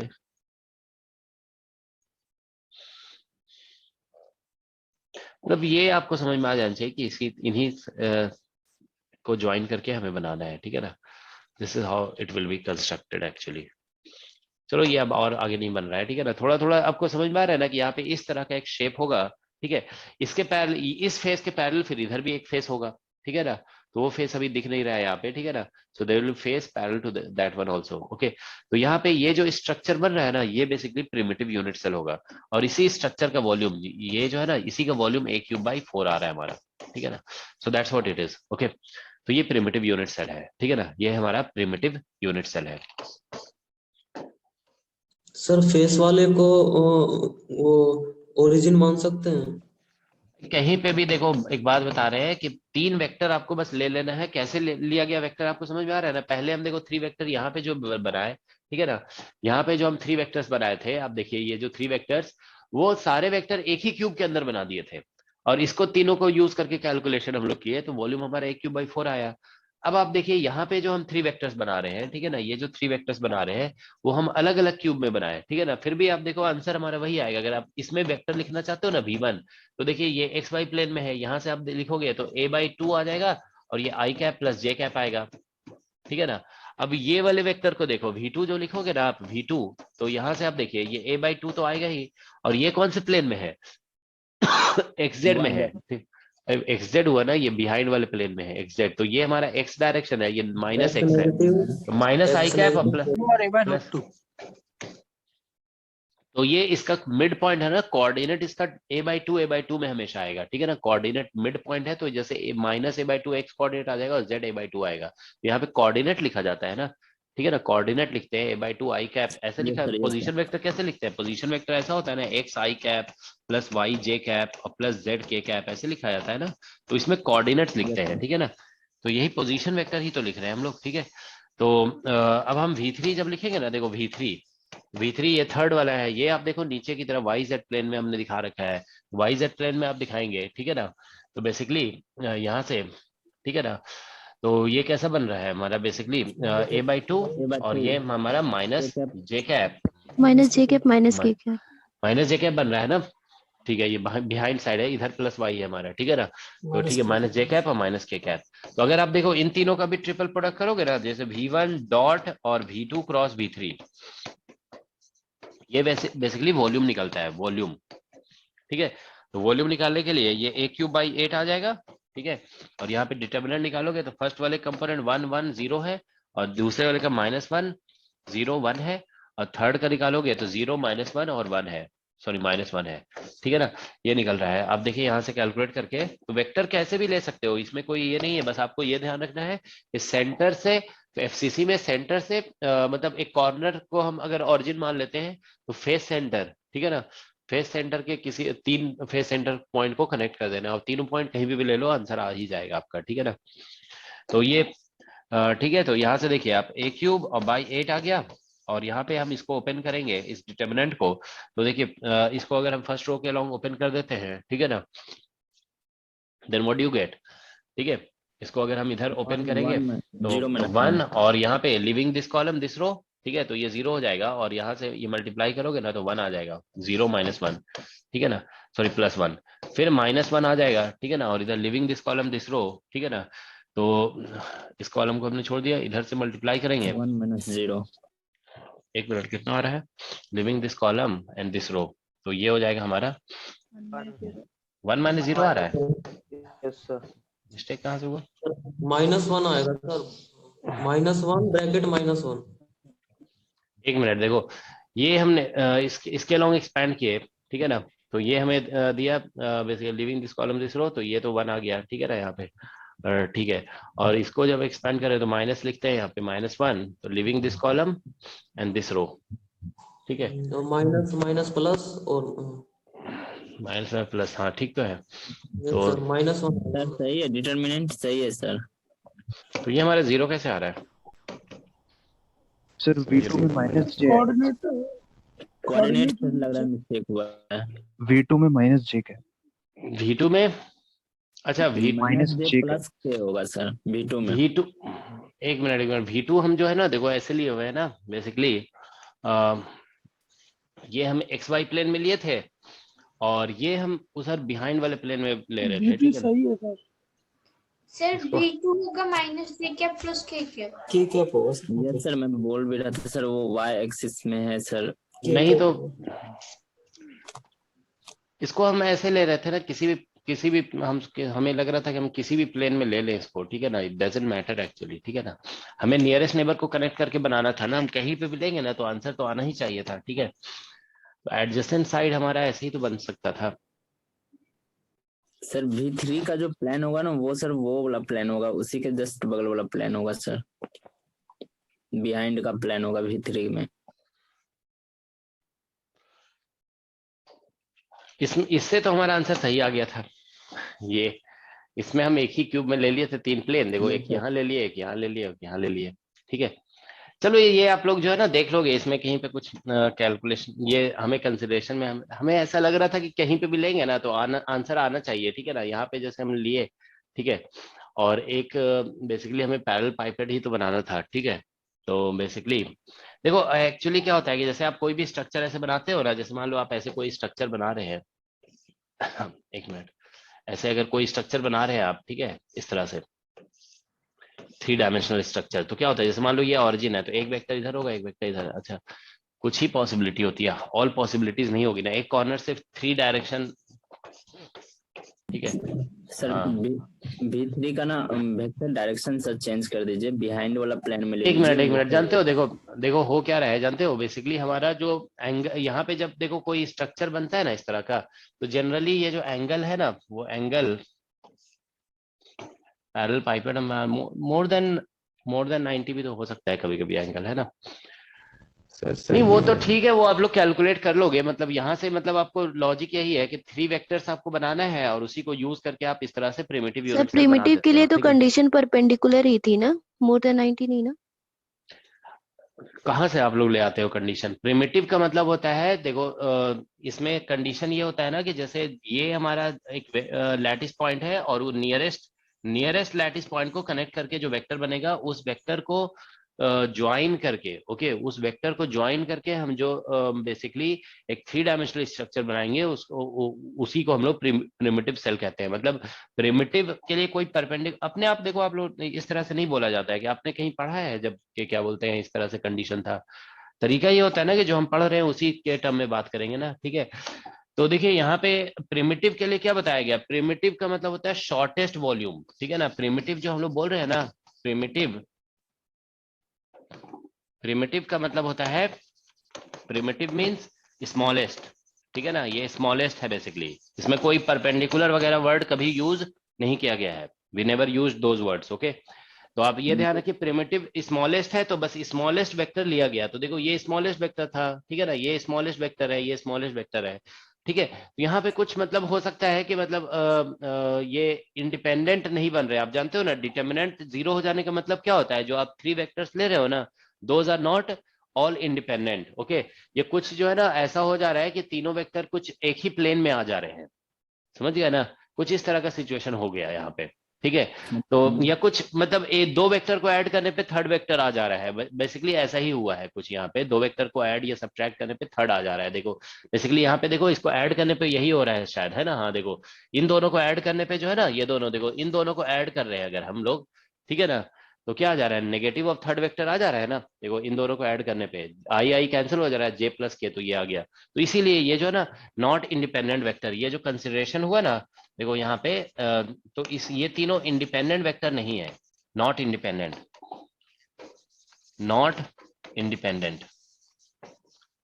ठीक है। मतलब सर प्रिमिटिव सेल को हम बोल हाँ सकते हैं इंडिपेंडेंट वेक्टर ही लेना होता है, ये नहीं तो ये वेक्टर का भी कॉन्सेप्ट है कि अगर 3 वेक्टर्स इंडिपेंडेंट नहीं है तो उसका डिटर्मिनेंट फिर बेसिकली 0 निकल जाता है या स्केलेटल प्रोडक्ट 0 आ जाता है।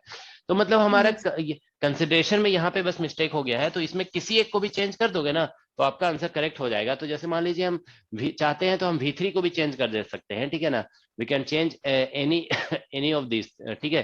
तो यहाँ पे किसी एक को चेंज कर दो, V2 को चेंज कर दो या V3 को चेंज कर दो, ठीक है। तो बस ऐसा होना चाहिए। देखो इन दोनों को हम ऐड कर रहे हैं ना, इन दोनों को ऐड करने से जानते हो क्या हो रहा है, यहाँ पे J प्लस के आ जा रहा है ना, और यहाँ भी माइनस साइन कॉमन ले रहे हो तो J प्लस के आ रहा है, तो बेसिकली ये दोनों अपोजिट हो जा रहे हैं, ठीक है ना। तो थर्ड वेक्टर हमारा ऑब्टेन हो जा रहा है from first and second vector, ठीक है ना। फर्स्ट एंड सेकंड वेक्टर से थर्ड वेक्टर आ जा रहा है, ठीक है। तो इसीलिए मतलब थर्ड वेक्टर यहाँ पे ऐसा हो जा रहा है, देखो V3 जो है ना, V3 vector is equal to -1/2 ऑफ, ठीक है, 1/2 ऑफ V1 प्लस V2 हो जा रहा है, ठीक है ना। तो इसीलिए इसमें लिखा जाएगा ये नॉट इंडिपेंडेंट, ठीक है, ये नॉट इंडिपेंडेंट आ गया। तो इसीलिए ये मतलब कैलकुलेशन में मतलब 0 आंसर आया। ये ऐसा कभी नहीं होना चाहिए, जो 3 लैटिस वेक्टर आप ले रहे हो ना वो एक दूसरे से इंडिपेंडेंट आना चाहिए। कभी भी 2 वेक्टर को ऐड करने से थर्ड वेक्टर कभी नहीं आना चाहिए, ठीक है ना। जैसे यहाँ पे देखो ये आप देखिए यहाँ पे तो आपको समझ में आएगा। ये जो हमारा कैलकुलेशन, जैसे 3 वेक्टर्स हम ले रहे हैं यहाँ पे I कैप, J कैप और K कैप, तो कभी भी किसी 2 को ऐड करोगे ना तो थर्ड तो कभी नहीं आएगा ना। J प्लस के करने से I तो नहीं आएगा, I प्लस J करने से K तो नहीं आएगा, ठीक है ना। तो ये इंडिपेंडेंट वेक्टर्स है, तो इसमें भी ऐसा ही होना चाहिए। तो इसीलिए मिस्टेक हुआ यहाँ पे कि ये इंडिपेंडेंट हमारा नहीं है, ठीक है ना, नॉट इंडिपेंडेंट। ओके, तो इसीलिए इंडिपेंडेंट करने के लिए फिर हम चलो एक बार लिख देते हैं। देखो V1 इज इक्वल टू, अगर हम A/2 और यहाँ पे I cap plus J cap ले रहे हैं अगर, और V2 इज इक्वल टू हमने ले रखा है, या V3 मान लो हमने ले रखा है, ये V3 इज इक्वल टू यहाँ पे -J कैप और -K कैप, ठीक है, और इंटू A/2, ठीक है। तो अगर हम ये V2 है हमारा, V3 इज इक्वल टू इतना है, ठीक है। V2 को हम चेंज कर देते हैं, ठीक है। V2 अगर हम मान लो क्या बोलते हैं इसको, I कैप किसी प्लस K कैप, इसको किसी और, एक मिनट, कौन कौन से प्लेन में आ गया है ये देखो, ये I XY प्लेन में है, और ये हमारा बेसिकली क्या बोलते हैं YZ प्लेन में है, ठीक है ना। एक मिनट को,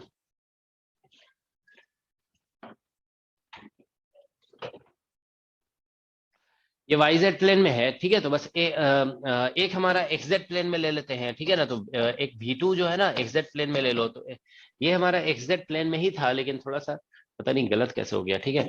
तो इसको अगर हम लोग जैसे ये लिया हुआ था ना minus I cap plus K cap, अगर हम इसमें देखो यहाँ पे इधर ले लेते हैं, ठीक है। देखो यहाँ पे ये जो क्या बोलते हैं ये वाला प्लेन है ना, ऊपर वाला प्लेन, इसमें, ठीक है ना, इसमें अगर हम लेते हैं, ठीक है ना, यहाँ पे I cap plus K cap ऊपर की तरफ ऐसे ले लेते हैं, ठीक है ना। तो बेसिकली शायद आ जाएगा ये, है ना। तो यस सर, ठीक है। तो या अगर इस वाले क्यूब में लेते हैं और ये वाला पॉइंट ले लेते हैं इसमें, ठीक है ना। ये आप लोग जो कह रहे थे -Y cap plus K cap, है ना। सर ये तो बाई एक्स सर जिस क्यूब बाई में जेड सर जिस क्यूब में I कैप और K कैप लिए हैं ना, I कैप और J कैप, उसी क्यूब में आएगा फ्रंट फेस पे K कैप हाँ प्लस। वही, चलो ये अब जो है ना I कैप और प्लस K कैप ले लो, ठीक है ना। यहाँ पे ऐसे ले लो, ठीक है। 3 प्लेन हो गया ना यहाँ पे, देखो यहाँ पे I XY हो गया, YZ हो गया, ठीक है ना। ये हमारा YZ हो गया और ये हमारा Z और X हो गया, ठीक है ना। तो ये 3 मतलब इसी में हो गया। वो थोड़ा सा ये जानते हो अलग अलग क्यूब में लेने के चक्कर में ऐसा हो गया था, ठीक है ना।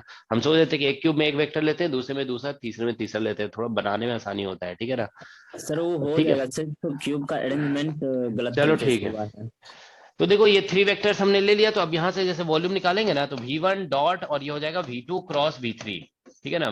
V2 क्रॉस V3, हाँ वो थोड़ा सोचना पड़ेगा, ठीक है ना। मतलब ये सर। चीज, चलो एक चीज आपको समझ में आया यहाँ पे कि इंडिपेंडेंट वेक्टर्स जब अगर नहीं होंगे ना, जैसे यहाँ पे 2 वेक्टर को ऐड करने से अगर थर्ड वेक्टर आ जा रहा है या सब्ट्रैक्ट करने से थर्ड वेक्टर आता है, तो नॉट इंडिपेंडेंट बोलते हो, तो वो वेक्टर आप नहीं ले सकते हो, इसीलिए मिस्टेक हुआ था। तो यहाँ पे आप लेंगे तो A³/8 तो आएगा ही, ठीक है ना।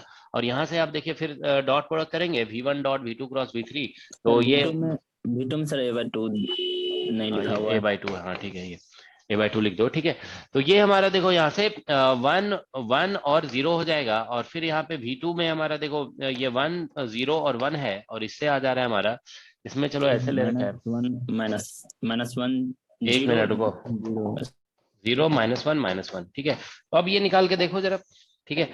A³ और by 8 आ रहा है, और यहाँ से हमारा देखो यहाँ पे कैलकुलेशन कर रहे हैं, तो लिविंग दिस कॉलम 1 और ये बेसिकली हमारा लिविंग दिस कॉलम दिस रो, ये तो 0 हो गया, ठीक है, और इधर से 1 0 -1 आ गया, +1 आ गया, ठीक है, माइनस ये वाला टर्म हम लोग -1 हो जाएगा, leaving this column and this row, आ गया ठीक है सर। ना।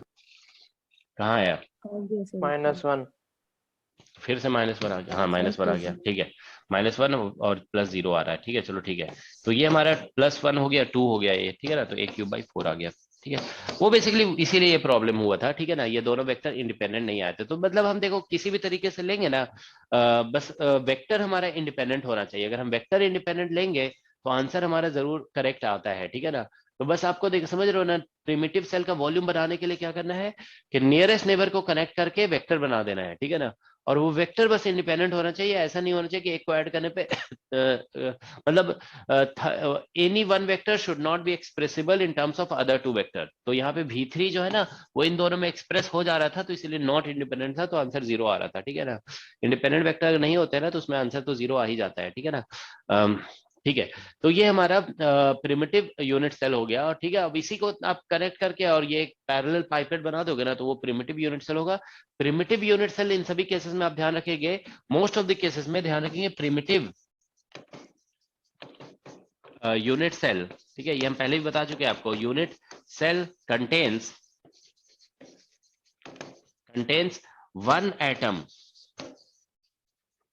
एटम, ठीक है ना, पर सेल, ठीक है ना, या वन बेसिस कह सकते हो, एटम बोलिए या इसे बेसिस कह दीजिए, ठीक है ना, वन बेसिस, ठीक है ना, पर सेल। एक, ठीक है, एक सेल में 1 एटम होता है, मोस्टली, ऑलवेज नहीं लिख रहे हैं, मोस्टली लिखते हैं, ठीक है ना। एक दो केसेस होते हैं जहां पे ऐसा नहीं भी होता है, ठीक है ना, लेकिन क्यूबिक वाले में सभी में ऐसा होता है। मतलब प्रिमिटिव सेल में देखेंगे तो बीसीसी के प्रिमिटिव में भी 1 एटम होगा, एफसीसी के प्रिमिटिव में भी 1 ही होता है, ठीक है ना, ठीक है। लेकिन कन्वेंशनल यूनिट सेल जो है यहाँ पे उसमें 4 एटम आ रहा है एफसीसी में, ऑलराइट, ठीक है। तो ये बेसिकली हमारा डिस्कशन हो गया। अब हम लोग देखिए यहाँ पे नेक्स्ट डिस्कस करने जा रहे हैं, ठीक है। तो देखो अभी ये 3 क्यूबिक सिस्टम हम लोग डिस्कस कर लिए, ठीक है। अब नेक्स्ट हम लोग डिस्कस करने जा रहे हैं, there is something called diamond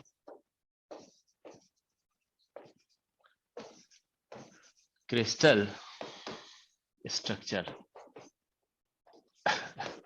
ठीक है, इसे हम लोग डायमंड क्यूबिक भी कहते हैं, ठीक है। This is called diamond cubic,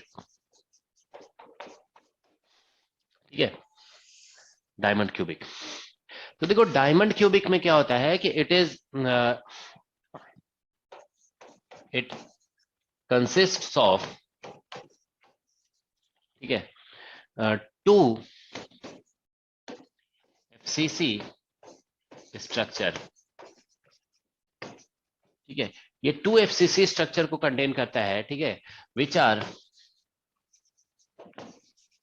ठीक है, which are displaced with respect to each other,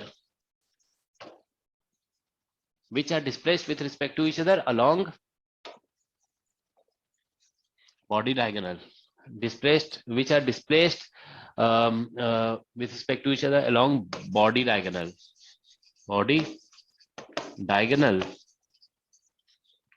ठीक है, by, ठीक है, a/4, ठीक है ना, sorry by D diagonal by 4 है ना, ऐसा कह सकते हो, बाय डायगोनल बाय, ठीक है ना, डायगोनल बाय 4। सर 2 FCC होगा या FFC होगा? FCC है या FCC, ठीक है। तो that's this situation, okay, it consist of 2 FCC structure, ठीक है, which are displaced along displaced with respect to each other along body diagonal by 4 distance,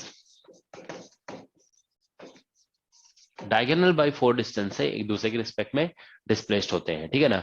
इसको इन अदर वर्ड्स हम ये भी कह सकते हैं, ठीक है ना, कि ये एक इन अदर वर्ड्स इसको ऐसे भी लिखा जा सकता है, ठीक है, इन अदर वर्ड्स, ठीक है, हम ये कह सकते हैं कि इट हैज FCC, ऐसे भी बोल सकते हो, FCC स्ट्रक्चर, मतलब इसका जो ब्रेवे लैटिस जिसको बोलते हैं ना, ब्रेवे लैटिस आप बोल सकते हो कि FCC स्ट्रक्चर है, ठीक है। FCC स्ट्रक्चर, या फिर इसको बोल सकते हो it's ब्रेवे lattice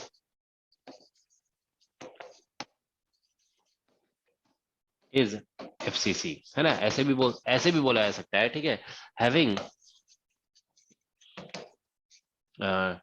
two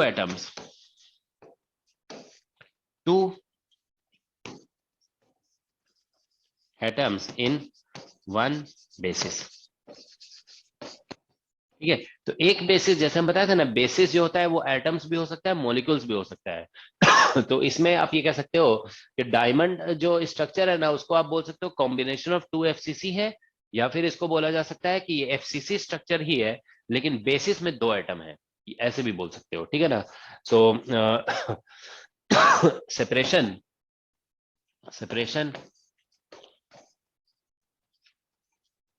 between 2 atoms of basis, ठीक है। तो बेसिस के जो 2 एटम्स है ना, उनके बीच में जो सेपरेशन है between 2 atoms of basis is, ठीक है ना, a√3 और डिवाइड बाई 4। ओके, मतलब इसका मतलब यही है कि बॉडी डायगोनल और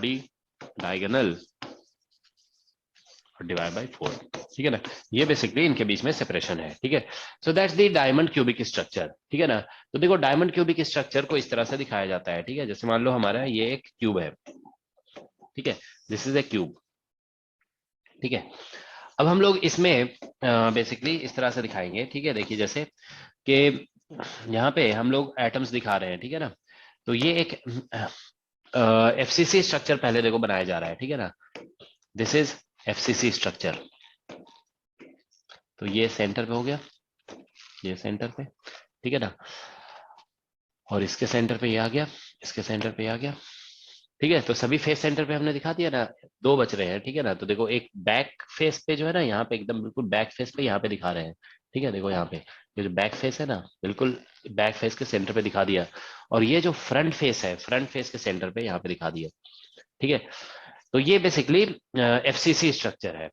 तो अब हम लोग देखो क्या बोल रहे हैं कि इसमें जो है ना बेसिकली ये अभी एक एक एटम दिखाया गया है ना, तो इसमें बेसिकली ये बोला जा रहा है कि हर एटम के साथ हर बेसिस में 2 एटम होते हैं, ठीक है ना। तो इसमें पहले आप देखिए कि पहले एक बॉडी डायगोनल बनाते हैं, ठीक है ना। Let us draw body diagonal.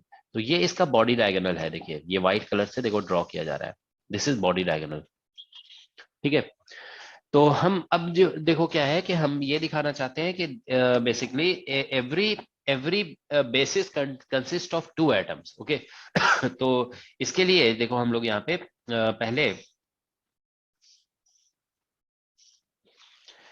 ये बॉडी डायगोनल के अलोंग, ठीक है ना, हम लोग एक लाइन देखो ऐसे करके ड्रॉ कर रहे हैं, ठीक है ना, कोई दूसरे कलर से, ठीक है ना।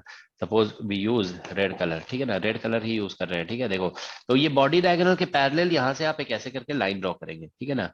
ये लाइन जो होगी ना, वो बॉडी डायगोनल का 1/4 डिस्टेंस होना चाहिए, ठीक है ना। तो जो भी लेंथ है बॉडी डायगोनल का, उसका 1/4 यहाँ से एक लाइन ड्रॉ कर दो ऐसे, ठीक है ना। तो ये हमने ऐसे करके लाइन ड्रॉ कर दिया, ठीक है ना। ये मान लो लाइन है हमारी बॉडी डायगोनल का 1/4, ठीक है। फिर यहाँ से भी बॉडी डायगोनल के पैरेलल एक लाइन ड्रॉ करिए 1/4, फिर यहाँ से भी एक पैरेलल ऐसे लाइन ड्रॉ होगा 1/4, ठीक है।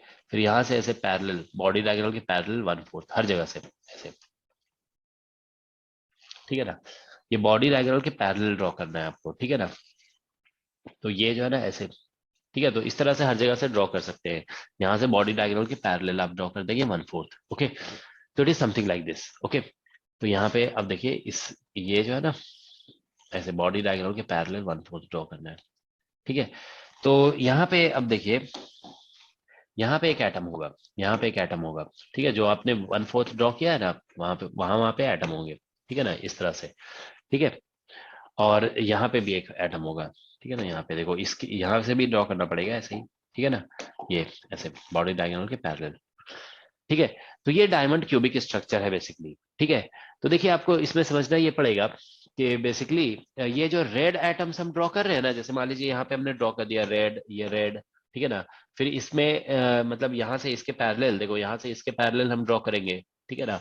तो बॉडी डायगोनल के पैरेलल यहाँ से ऐसे ड्रॉ करोगे, फिर यहाँ पे भी बॉडी डायगोनल के पैरेलल ऐसे ड्रॉ करोगे, ठीक है ना, सभी बॉडी डायगोनल के पैरेलल ड्रॉ करना है। तो यहाँ पे फिर एक रेड एटम आ जाएगा, ये रेड एटम हो गया, ठीक है ना। तो इस तरह से मतलब एवरी बेसिस जो है ना, it is combination of two atoms, आप ऐसा कह सकते हो। Every basis is combination of two atoms, मतलब जहां पे भी ब्लू आप पुट करोगे ना, तो साथ में रेड भी पुट करना है, ब्लू के साथ रेड भी पुट करना है, ठीक है ना। तो दैट्स द थिंग, इसको आप इस तरह से एनालाइज कर सकते हो, ठीक है ना, कि it consist of FCC structure, मतलब ओवरऑल ये एफसीसी स्ट्रक्चर है, लेकिन हर मतलब एफसीसी पॉइंट जो होते हैं ना, वहां पे जब भी हम एक एटम पुट करेंगे तो उसके साथ दूसरा एटम भी पुट करना होगा, ठीक है। तो दैट्स द थिंग, ओके।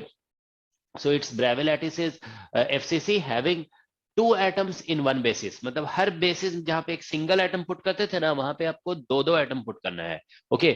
और इनके बीच में जो डिस्टेंस होता है ना, वो बॉडी डायगोनल का 1/4 होता है, ठीक है। So that's the basic structure of diamond, okay. तो ये डायमंड का बेसिक स्ट्रक्चर है। तो देखो इसमें समझने वाली बात ये है ना, कि जैसे मान लीजिए ये कॉर्नर है, ये एक हमने भी एक कन्वेंशनल यूनिट सेल बना रखा है, ठीक है ना। This is suppose our conventional unit cell, इसका डायमेंशन इसका लेंथ ए है। तो अब आप देखिए यहाँ पे, अगर हम लोग जैसे एक पॉइंट, ये हमारा एक लैटिस पॉइंट है, तो अब हम इसके साथ एक और एटम को कनेक्ट कर रहे हैं और बॉडी डायगोनल के पैरेलल, ठीक है ना, ए डिस्टेंस पे, sorry 1/4 of body diagonal distance पे। तो ये जो एटम यहाँ पे पुट हुआ ना, ये बेसिकली क्या हुआ कि इसके बाहर चला गया, ठीक है ना, इसके, समझ रहे हो ना, इसके बाहर चला गया ये, ठीक है। तो हमें वही यहाँ पे एनालाइज करना है कि कौन सा इसके अंदर आएगा और कौन सा इसके बाहर जाएगा, ठीक है ना। That we have to think, okay, कि कौन कौन सा अंदर आएगा, कौन कौन सा बाहर जाएगा। तो देखो बेसिकली इस तरह सोचिए, इस क्यूब के अंदर कौन कौन सा आइटम आएगा, जो रेड आइटम है वो कौन कौन से अंदर आएंगे। तो देखिए ऐसा है सिचुएशन, बेसिकली ये कॉर्नर है, तो इससे आप डिस्प्लेस करोगे a/4, तो ये तो डेफिनेटली इसके अंदर आ जाएगा, it will come inside, okay. अब आप देखिए इसको थोड़ा, ठीक है, ये इसके अंदर आ गया। अब ये फेस है, ये फेस, इससे आप a/4 इस बॉडी डायगोनल के लॉन्ग डिस्प्लेस करोगे ना, तो ये तो इसके अंदर ही आ जाएगा, ठीक है ना। अब ये बिल्कुल साइड वाले फेसेस हैं, ठीक है ना, ये आप समझ रहे हो ना, बिल्कुल बाहर वाले कॉर्नर है, तो यहां से बाहर की तरफ डिस्प्लेस करोगे तो इससे भी बाहर चलाएगा और इससे भी जो है ना बाहर ही जाएगा। इसके पैरेलल ड्रॉ करोगे तो ऐसे करके ये बाहर आएगा। यहाँ पे ये जो हम लोग रेड बना रहे थे ना, यहाँ पे इससे जो है ना यहाँ पे ये बाहर आ जाएगा, क्योंकि ये बिल्कुल आउट है ना, ये अंदर अब कहाँ से जाएगा, ये तो बिल्कुल आउटर एज पे है, तो इससे इसके पैरेलल लाइन ड्रॉ करोगे जो भी, तो वो बाहर की तरफ ही जाएगा, ठीक है ना। तो इन सभी से बाहर जाएगा। तो हमें ये समझना है कि हम जब दो दो बेसिस अटैच करेंगे तो कौन सा रेड पॉइंट अंदर आ रहा है, कौन सा बाहर आ रहा है। तो देखो ये पॉइंट है, ये बिल्कुल क्यूब का बीच में है, फेस के बीच में है, ठीक है ना। तो इससे इसके पैरेलल लाइन ड्रॉ करोगे ना और 1/4 डिस्टेंस में पुट करोगे तो ये अंदर आ जाएगा, ठीक है ना। अब ये फेस, ये जो देखो फ्रंट फेस है, ये फ्रंट फेस के मिड पे है ये, तो फ्रंट फेस के मिड से आप इस तरफ जाओगे तो अंदर ही जाओगे ना, तो ये इनसाइड आएगा, ये इनसाइड आएगा, ये इनसाइड आ रहा है और ये इनसाइड आ रहा है। सर तो बैक फोर्स तो ये एक मिनट रुको, देखो बैक इसमें फोर्स जानते के हो, लिए नहीं बना। देखो एक मिनट, ये जो है ना एक हम देखो टिक कर रहे हैं, ये 4 पॉइंट ऐसे है ना, ये 4 पॉइंट, सॉरी ये 4 रेड डॉट्स ऐसे हैं जो अंदर आएंगे, ठीक है ना। और बाकी जैसे ये बैक फेस है ना, तो बैक फेस मतलब एक तरह से आउटर हो गया इसका। अब उसके पैरेलल ऐसे ड्रॉ करोगे, उधर एक ही डायरेक्शन में सबको डिस्प्लेस करना है, अपोजिट नहीं करना है। अब इसको आउटर फेस हो गया ना, वो उस साइड आउटर हो गया, उसके उधर डिस्प्लेस करोगे तो वो तो बाहर चला जाएगा ना। तो ठीक है ना, तो वो हम दिखा नहीं रहे यहाँ पे, मतलब आप समझ जाओगे कि वो जो बनेगा वो बाहर चला जाएगा बेसिकली, ठीक है ना। तो अगर आप दिखाना चाहते हो, चलो हम दिखा देते हैं, ठीक है ना। यहाँ पे ये यहाँ पे ऐसा है, इसके पैरेलल आप ऐसे ड्रॉ करोगे, ठीक है ना। तो ये जो देखने में आपको समझ में आ रहा है कि यहाँ पे देयर इज समथिंग, ठीक है ना, ये यहाँ पे एक एटम है, लेकिन ये जो होगा ना, this will B outside, inside में जो है ना सिर्फ ये 4 आएंगे जो टिक के हुए हैं, ठीक है। तो आपको ये बेसिकली समझना है यहाँ पे, ठीक है। ये स्ट्रक्चर तो काफी कॉम्प्लिकेटेड है, ठीक है। बेसिकली आपको समझना है कि every basis now has 2 atoms, ठीक है। और सभी के बीच में ये जो डिस्टेंस है ना, ये जो डिस्टेंस यहाँ पे बताया जा रहा है, sorry, this distance is actually, ये जो डिस्टेंस है इसको हम बोल रहे हैं कि a√3/4 है। ये बॉडी डायगोनल है, ठीक है। दैट्स द बॉडी डायगोनल, इसका √3a होता है ना, दिस इज √3a, तो उसी का 1/4 होता है डिस्टेंस। तो डायमंड क्यूबिक का डिस्क्रिप्शन यही है, that's the description of diamond cubic, कि है एक्चुअल में इसका एफसीसी स्ट्रक्चर, ठीक है ना।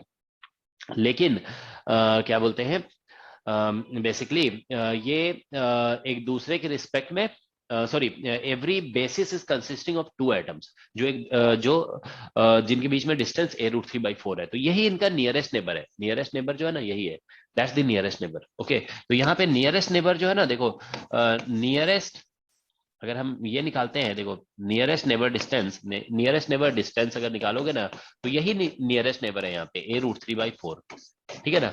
तो फिर हम बताए थे ना कि यहाँ पे अगर बिगेस्ट स्फेयर रखते हैं, बिगेस्ट स्फेयर, ठीक है ना, तो बिगेस्ट स्फेयर रखेंगे तो यहाँ पे एक बिग स्फेयर आएगा, ये बिग स्फेयर, तो दोनों का रेडियस r कॉन्टैक्ट में आ जाएंगे, तो इनके, तो इसीलिए यहाँ पे 2r जो होगा that will be equal to, ठीक है ना। तो जब भी नियरेस्ट नेबर डिस्टेंस आ गया ना, वही 2r के इक्वल होता है, ठीक है ना। अगर हम बिगेस्ट स्फेयर रखते हैं, ये r is the radius of biggest sphere, r is equal to है यहाँ पे रेडियस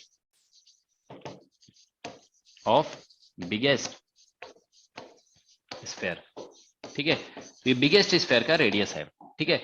तो यहां से देखिए, अब दूसरी चीज आप देखो, एफसीसी में कितने एटम्स आते हैं per unit cell, number of atoms. तो इसमें निकालोगे ना, देखो number of atoms per unit cell, ठीक है। तो इसमें number of atoms per unit cell कितने होंगे, how many will be there, 8 हो जाएगा ना, क्योंकि एफसी ब्लू वाले तो 4 आ ही जाएंगे, एफसीसी स्ट्रक्चर तो ये ब्लू फॉर्म कर रहा है, और 4 रेड इसके अंदर आ गया ना, तो ये 4 + 4 हो जाएगा, ठीक है ना। तो ये 8 हो गया, ठीक है ना, क्योंकि 4 रेड भी तो अंदर आ गया, ठीक है। तो 8 हो गया ये, ठीक है। तो number of atoms per unit cell जो है ना, कार्बन एटम होंगे, ये सभी डायमंड में कार्बन होता है ना, ये सभी आइडेंटिकल है, ठीक है ना, all these are identical, okay, carbon है सब, ठीक है ना। तो 4 सर इसके फ्रंट फुट वाली क्यूब यूनिट सेल से इसमें नहीं आ जाएंगे क्या आइटम्स, क्या, जैसे इससे बाहर जा रहे हैं वैसे इसके पीछे वाली यूनिट सेल से इसके अंदर भी तो आ सकते हैं। नहीं, इसके अंदर नहीं आएंगे, ठीक है ना। पीछे वाले क्या आएंगे, पीछे तो यही है ना, यही तो शेयर होगा दूसरे वाले से, क्या कोई दूसरा आइटम भी आ जाएगा यहाँ पे, दूसरा कहाँ से आएगा, ये जो फेस है, ये फेस यही तो शेयर होता है ना, दूसरा क्यूब बनेगा ना, दूसरा एटम कहाँ तो नहीं आएगा ना। अब दूसरा क्या बनाओगे, क्यूब बनाओगे, कि एटम भी दूसरा रख दोगे, एटम तो यही रहेगा ना। नहीं मैं ये पूछ रहा था सर, जैसे अरे एक मिनट देखो, हम समझ गए, तुम जो पूछ रहे हो ना हम समझ गए। यहाँ पे तुम बोल रहे हो कि इधर ऐसे बनेगा, है ना, जैसे मान लो इधर इसके पीछे जो बनेगा यहाँ पे, ठीक है, इधर ऐसे बनेगा, तो यहाँ पे पीछे क्या बनता है आप बताइए, पीछे आप ऐसे बनाओगे यहाँ पे क्यूब, इधर ऐसे बनाओगे, इधर बनाओगे, ठीक है ना, ऐसे इधर जो क्यूब बनेगा यहाँ पे, मतलब लैटिस स्ट्रक्चर में, तो आप क्यूब बनाओगे ना यहाँ पे, कि एटम भी रख दोगे, एटम तो यही रहेगा ना, यही एटम दूसरे क्यूब के साथ शेयर होगा, यही तो होगा। Yes sir. Okay okay sir, got it. ठीक है, तो यही एटम्स शेयर होंगे दूसरे क्यूब के साथ, क्यूब होगा इधर, ठीक है ना, एटम नहीं आ जाएंगे, ठीक है ना, यही एटम्स रहेंगे यहाँ पे, नियरेस्ट एटम जो है ना यही रहेंगे, ठीक है, ऑलराइट। तो बेसिकली तो यहाँ पे number of atoms per unit cell जो है ना 8 है, तो इसीलिए एटॉमिक पैकिंग फ्रैक्शन इसका निकालोगे ना, एटॉमिक पैकिंग फ्रैक्शन, ठीक है, तो that comes out to be, देखो 8 × 4/3 πr³ लिखना होगा, ठीक है, और डिवाइड बाय a³, मतलब ये volume occupied by biggest spheres हो गया, ठीक है ना। और तो ये इस तरह से निकलेगा, तो यहाँ से देखो 8 × और ये 4/, ये सभी को समझ में आया ना, ये सभी देखो बेसिक चीजें हैं, एग्जाम में ये सभी पूछा जा सकता है, कितने एटम्स है पर यूनिट सेल, तो बस एफसीसी है, आपको समझ लेना है कि each basis is now consisting of 2 atoms, और वो सभी डायगोनल के लॉन्ग a/√3 डिस्टेंस है, a√3/4 डिस्टेंस से डिस्प्लेस्ड है, ये अलोंग बॉडी डायगोनल है, ध्यान रखोगे, ठीक है ना। सेपरेशन बिटवीन द 2 एटम्स है वो इतना है, और ये सेपरेशन मतलब किस कौन से डायरेक्शन में, ये सेपरेशन ध्यान रखना है, अलोंग बॉडी डायगोनल है। ये सेपरेशन जो है ना, ऐसा नहीं कि किसी भी डायरेक्शन में ये ओरिएंटेड नहीं है, इसका अरेंजमेंट ऐसा है कि ये सभी बॉडी डायगोनल के लॉन्ग है, ठीक है ना। ऑलराइट, तो यहां से देखिए, तो ये पैकिंग फ्रैक्शन निकालेंगे ना, तो πr³ r का वैल्यू जो हमारा निकला है a√3 और बाई 4 है का होल क्यूब है, और डिवाइड बाय a³, तो यहाँ से a³ तो कैंसिल हो जाएगा, ठीक है ना। तो यहाँ से बेसिकली 64 आ जाएगा ना, 64 से कैंसिल करोगे ना तो ये 2 आ जाएगा, तो ये बेसिकली पाई, ठीक है, और ये √3 पाई और बाई 2 आ रहा है, इतना ही आ रहा है ना, 3/8 हो जाएगा ना, और r की जगह 8 आएगा ना, a√3 आपने 2r की वैल्यू लिख दी सर ये।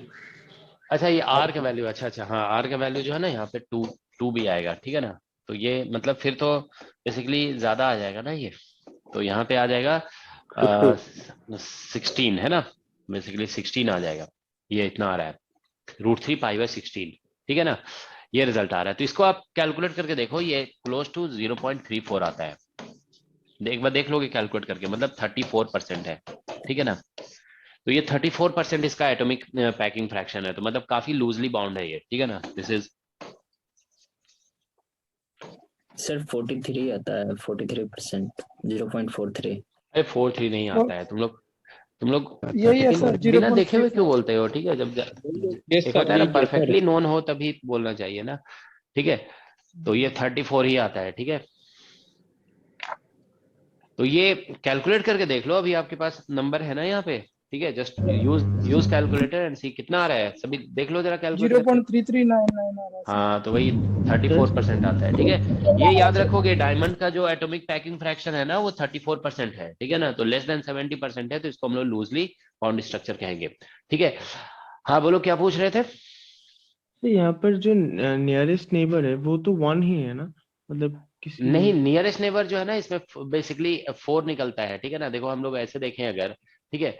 नहीं, nearest neighbour, number of nearest neighbour अभी निकाले नहीं हम लोग यहाँ पे। तो अभी तक देखो जो कैलकुलेट किया ना वो number of atoms per unit cell निकाले थे, दैट इज हाँ कमिंग आउट टू मतलब बी 8, नंबर। है ना।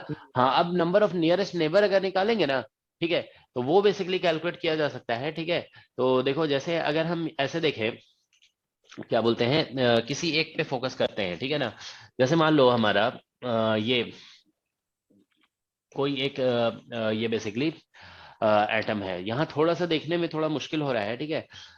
लेकिन इसमें जानते हो नंबर ऑफ नियरेस्ट नेबर 4 आता है, ठीक है। एक बार इसको जानते हो ऐसे समझा जा सकता है ज्यादा बेटर। देखो हम दो डेफिनेशन दिए ना डायमंड का दो डेफिनेशन दिए। देखो आप ऐसे सोचिए, ये ब्लू डॉट्स तो एफसीसी पे अरेंज्ड है, और ब्लू डॉट के रिस्पेक्ट में रेड डॉट जितने भी हैं वो कितना डिस्प्लेस्ड है, दैट इज डिस्प्लेस्ड बाय √3/4। तो बस ऐसा कह सकते हो ना कि सारे ब्लू डॉट को थोड़ा सा डिस्प्लेस इधर कर दिया गया, तो सारे रेड डॉट को भी हम ज्वाइन करेंगे ना तो एक क्यूब बनेगा कि नहीं बनेगा। Yes sir. That will also form A cube, ठीक है ना। तो वो एक क्यूब बन जाएगा, ठीक है ना।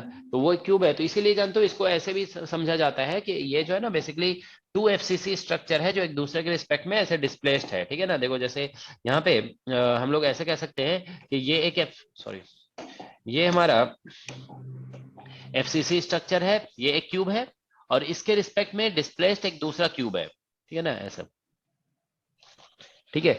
तो ये हमारा एक दूसरा क्यूब है यहाँ पे, ऐसे इसको ऐसे डिस्प्लेस्ड दिखा देंगे, ठीक है ना, यहाँ से।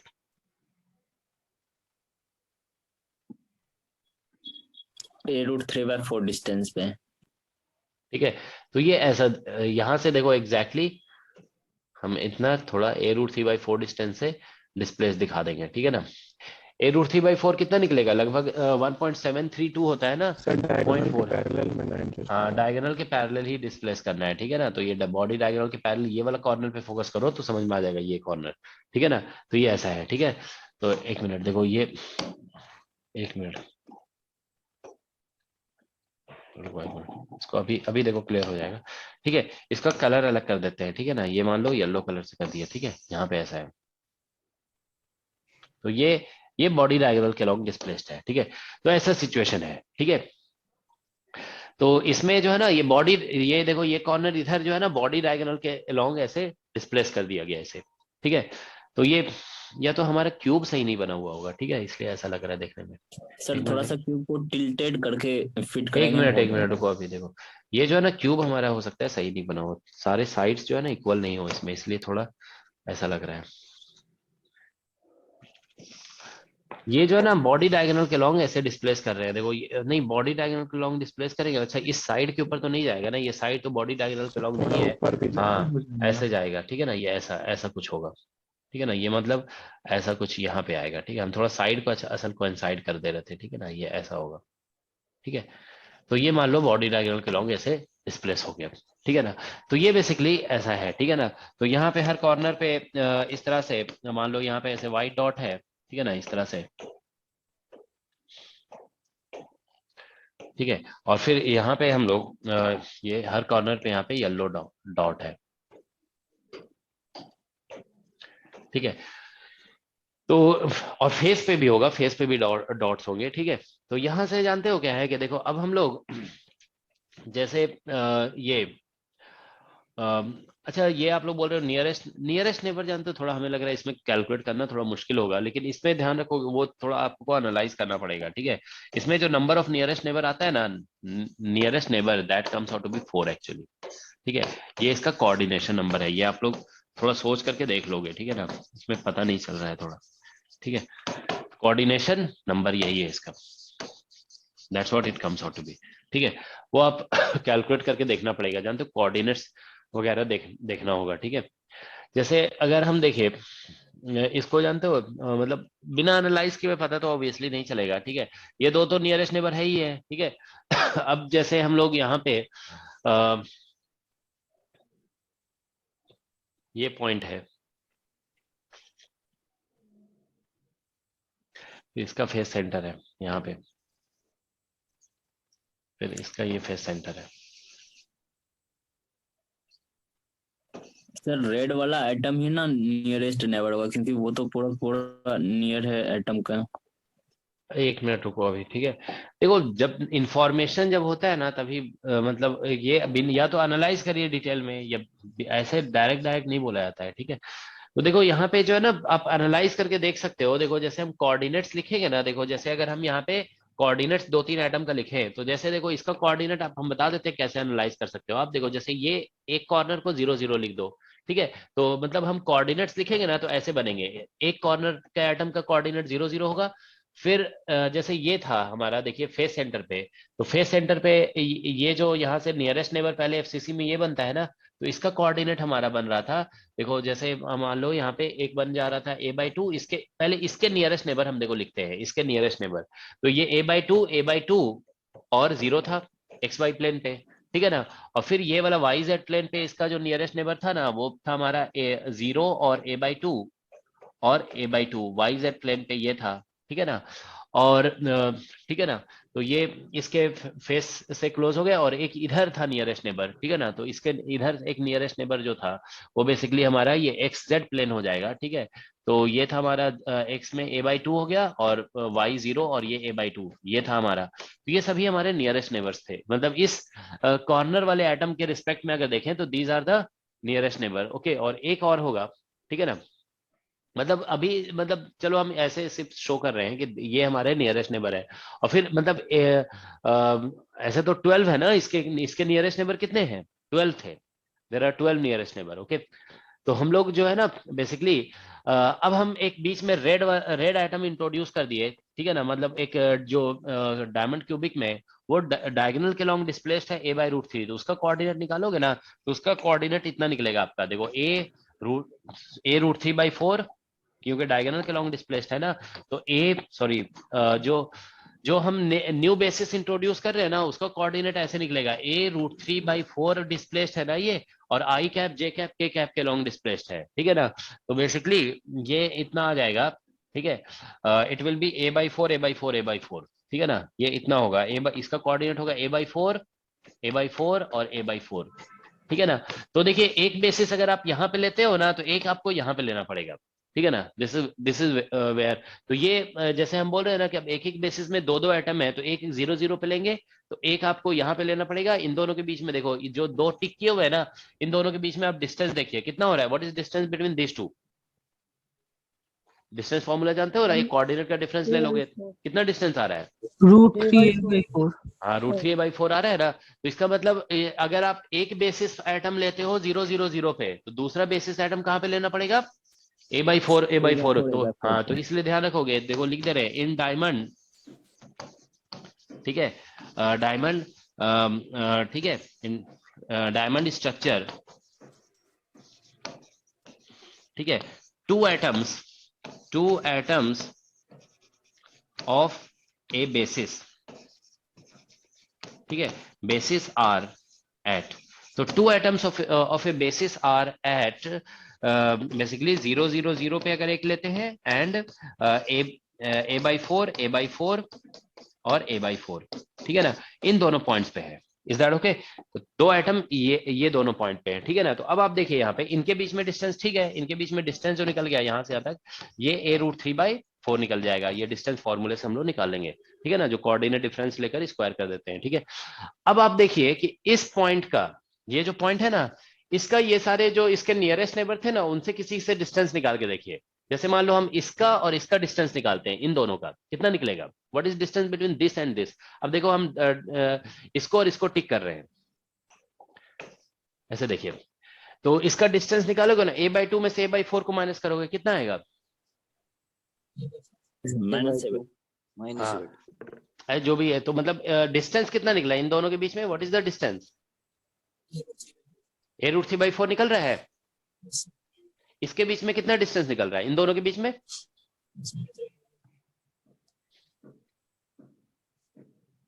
कितने? सब में सेम आ रहा है। इतना ही आ रहा है ना, a√3/4, ठीक है। और इसके इसमें कितना आ रहा है? What is the distance between this two? a√3/4। तो हम आपको ये शो कर दिए हैं कि देखो, ये जो हम इसको देखो, यहाँ पे नया एटम जो हम इंट्रोड्यूस किए यहाँ पे, वो इन चारों पॉइंट से कितने डिस्टेंस पे है?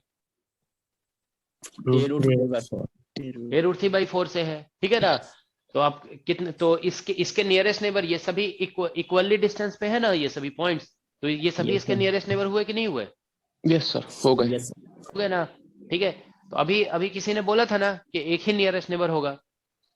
थोड़ा देखो, ये चीज आपको डेवलप करना होगा कि आप अगर नहीं जानते हो ना, तो बस उसको फिर कोशिश करो, ट्राई करोगे ना, तो तब पता चल जाता है, ठीक है। तो आप समझ गए ना कि देखो, ये जो हम बॉक्स के अंदर पुट किए हुए हैं, ओके, इसका ये चार जो हम कोऑर्डिनेट्स लिखे हुए हैं, जो पहले यहाँ पे एफसीसी में होते हैं, ये सभी, ठीक है ना, वो सभी जो है इसके नियरेस्ट नेबर है। मतलब ये सभी पॉइंट्स को अगर हम यहाँ पे दिखाएं, देखो यहाँ पे, तो बेसिकली ये वाला पॉइंट है, जैसे ये रेड डॉट है ना, ये देखो ये रेड, ओके, इसका डिस्टेंस जानते हो बेसिकली इस वाले पॉइंट से, इससे, इससे और इससे, समझ गया ना।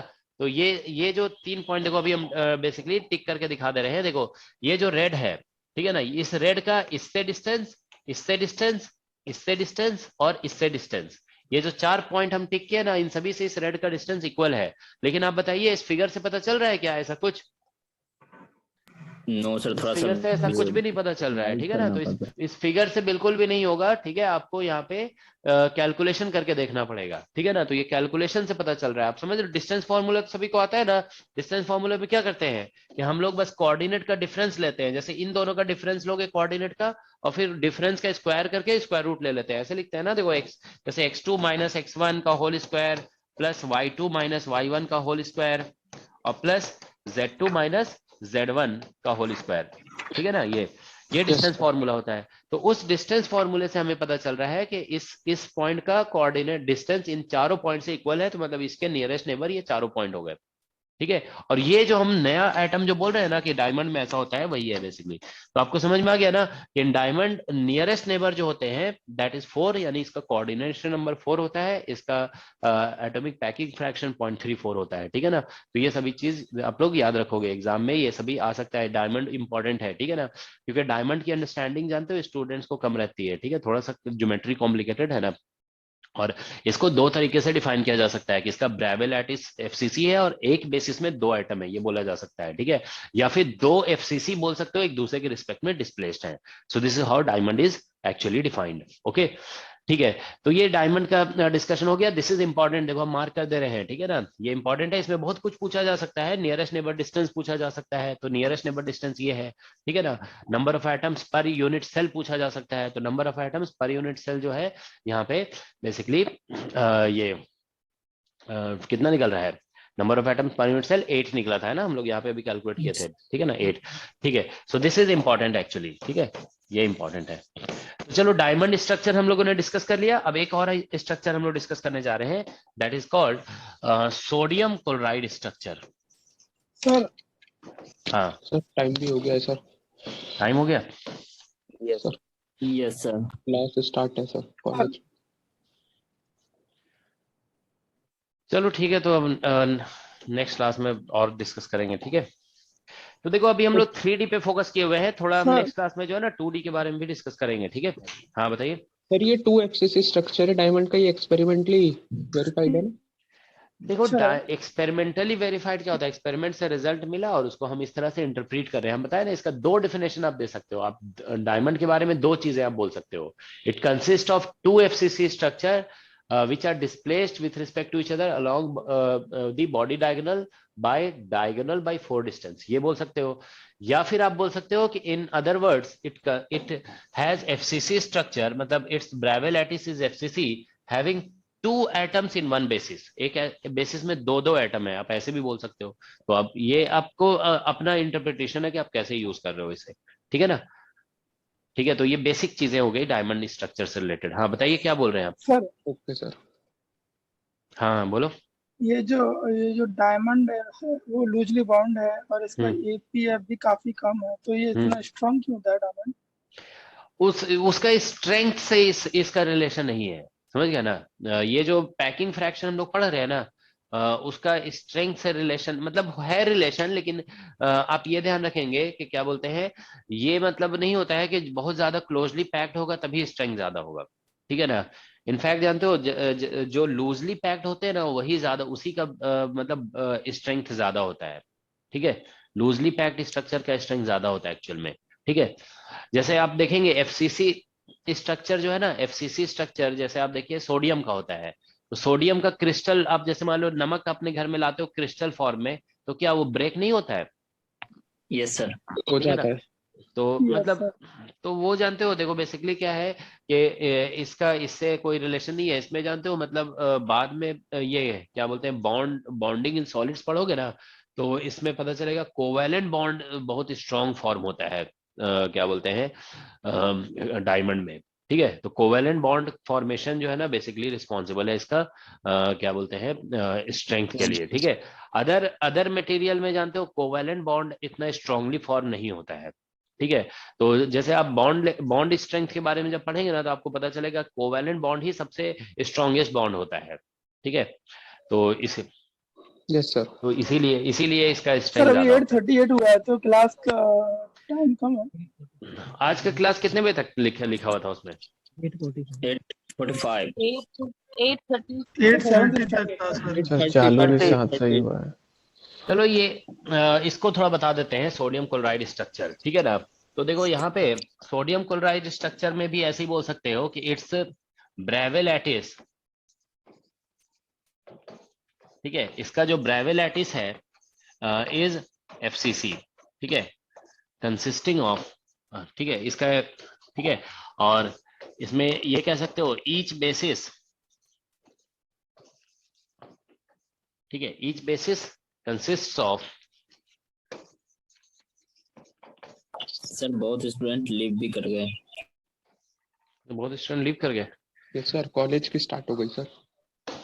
अच्छा 5-6 ही लोग लीव किए। चल कल से हम लोग ऐसा करें 6:30 से कर दें class. Yes sir yes sir. है सर, कर सकते हैं। सर 45 ठीक है। है सर, हो जाएगा। यही टाइम चलेगा सर। ये टाइम चलो चलो ठीक है, तो 6:30 से कर देंगे, थोड़ा जानते हो टाइम हमें ज्यादा मिल जाएगा, ठीक है। हम भी कोशिश करते हैं, ठीक है। तो Yes, 6:30 से सर कर देते अभी हैं, भी ठीक है। सर 6:45 पे आता है लेकिन 7 से स्टार्ट होती है, तो 6:45 पे वो ये जानते हो बहुत स्टूडेंट जो है ना 7 पे आ रहे थे, इसीलिए हम भी 7 पे स्टार्ट कर रहे हैं। चलो अब कल से 6:30 लेकिन स्टार्ट कर देंगे, ठीक है ना। हम मैसेज कर देंगे, ठीक है ना एक बार, ठीक है। चलो ठीक है, अभी इसको नेक्स्ट क्लास में डिस्कस करेंगे, ठीक है। एक क्लास और इस पे 2 घंटे का प्रॉपर लग जाएगा ना, तो ये खत्म हो जाएगा आप लोग का, ठीक है ना। क्या डिस्कस होगा? एमपी में आज सोच रहे हैं थोड़ा, मतलब प्रीवियस बैच में भी थोड़ा बचा हुआ था, तो ग्रीन फंक्शन वगैरह सोच रहे हैं डिस्कस कर देंगे। सर जैम की अब एक ही रहती है। क्या कह रहे हो? जैम की बस एक ही रहेगी अब एसएसपी में, राइट? तो जैम की तो खत्म हो गए है ना सर, जैम का सिलेबस तो कंप्लीट हो गया है, ठीक है। तो एसएसपी भी आप लोग का 1 ही 2 लेक्चर में जो है ना, 2 लेक्चर में आप लोग का जैम का खत्म हो जाएगा, ठीक है। Okay sir. सर इस बार जैम का पेपर हो जाएगा टाइम से, नहीं होगा पता नहीं। हो जाएगा, जैम का पेपर हो जाएगा जितना हो जाना चाहिए। Yes sir. अभी जानते हो ये लोग नहीं करेंगे कुछ भी, कैंसिल अभी नहीं होगा, अभी इलेक्शन भी है ना, ठीक है। तो इलेक्शन टाइम से कराएंगे, ठीक है। हाँ सब होगा, सभी एग्जाम, अभी अगर सभी एग्जाम लेट होंगे, का हो जाएगा तो डेफिनेटली जैम का हो जाएगा। अभी सारे एग्जाम होंगे टाइम से, ठीक है। क्या कह रहे हो? जैम से पहले गेट भी है सर, 1 वीक पहले 6 को। हाँ नहीं सभी एग्जाम होंगे अभी टाइम से, ठीक है, वो उसमें ये नहीं होगा। सर आज न्यू नेट वाले बैचेस की क्लासेस नहीं है ना? आज आप लोग का टेस्ट है ना, इसीलिए नहीं है, ठीक है। ठीक है sir yes. Sir problem class लगा दीजिए प्लीज। अरे लगाते हैं, वो लगाते हैं, ठीक है ना। स्टैटिस्टिकल हाँ हाँ हाँ सर एक रिक्वेस्ट ठीक और है सर, वो जो हाँ अभी हमारा टेस्ट भी था ना सर मैकेनिक्स का सर, उसमें मतलब 2-3 क्वेश्चंस में बोलते हैं in the figure given below, उसमें फिगर ही नहीं होता है सर। हाँ कौन सर सा क्वेश्चन, मतलब कौन से क्वेश्चन अभी अभी रिसेंट वाले में भी ऐसा हुआ है? हाँ हाँ सर, सर, लास्ट जो अभी टेस्ट में मैकेनिक्स पहले का 2 सर अभी क्वेश्चन। जो पोस्टपोन्ड हुआ था ना अभी हाँ हाँ न्यूटन्स लॉ, उसमें तो फर्स्ट के 2 क्वेश्चन में फिगर बोला, फिगर ही नहीं था, और उससे पहले भी जो थे उसमें भी नहीं था। और भी शायद 2-3 क्वेश्चन थे जो थोड़ा बहुत इनकम्प्लीट भी था, और एक चलो पेंडुलम हम का भी एक देखते हैं। क्वेश्चन था सर, उसमें भी आई थिंक थोड़ा गड़बड़ भी, मतलब आंसर में थोड़ा गड़बड़ था, लाइक वो मतलब यस मैक्सिमम थीटा पूछा गया था, तो सिर्फ वो तो मतलब 2 टाइम्स सर थीटा हमारे इक्विलिब्रियम नेट होता है, तो उसमें आंसर मतलब इक्विलिब्रियम का दिया हुआ था। सर मेरे में फुल लेंथ टेस्ट दिखता ही नहीं है, कहाँ पे है? और सर मतलब क्या होता है कि वो क्वेश्चन जब हम अटेम्प्ट करते हैं ना तो बहुत टाइम चला जाता है, लाइक 15 मिनट्स चला गया था मेरा 3-4 क्वेश्चन में, तो अच्छा टेस्ट तो 60 मिनट्स का होता है, तो बाद में बाकी जो क्वेश्चन आते हैं वो मतलब दिखते ही नहीं है, मतलब चलो पूरा। उसको करते हैं, इम्प्रूव करते हैं उसको, ठीक है ना। अब उस तो यही करना सर पड़ेगा और क्या।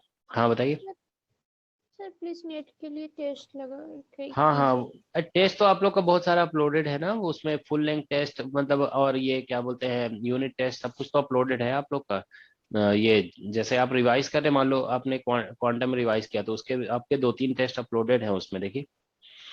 और फुल लेंथ भी आप लोग का 5 टेस्ट अपलोड कर दिया गया है नेट में। सर आप नहीं लेंगे, मतलब जिस TFR के टाइम के में लिए थे। चलो उस टाइप का भी कर देते हैं, ठीक है ना। ठीक है, अभी स्टॉप कर रहे हो।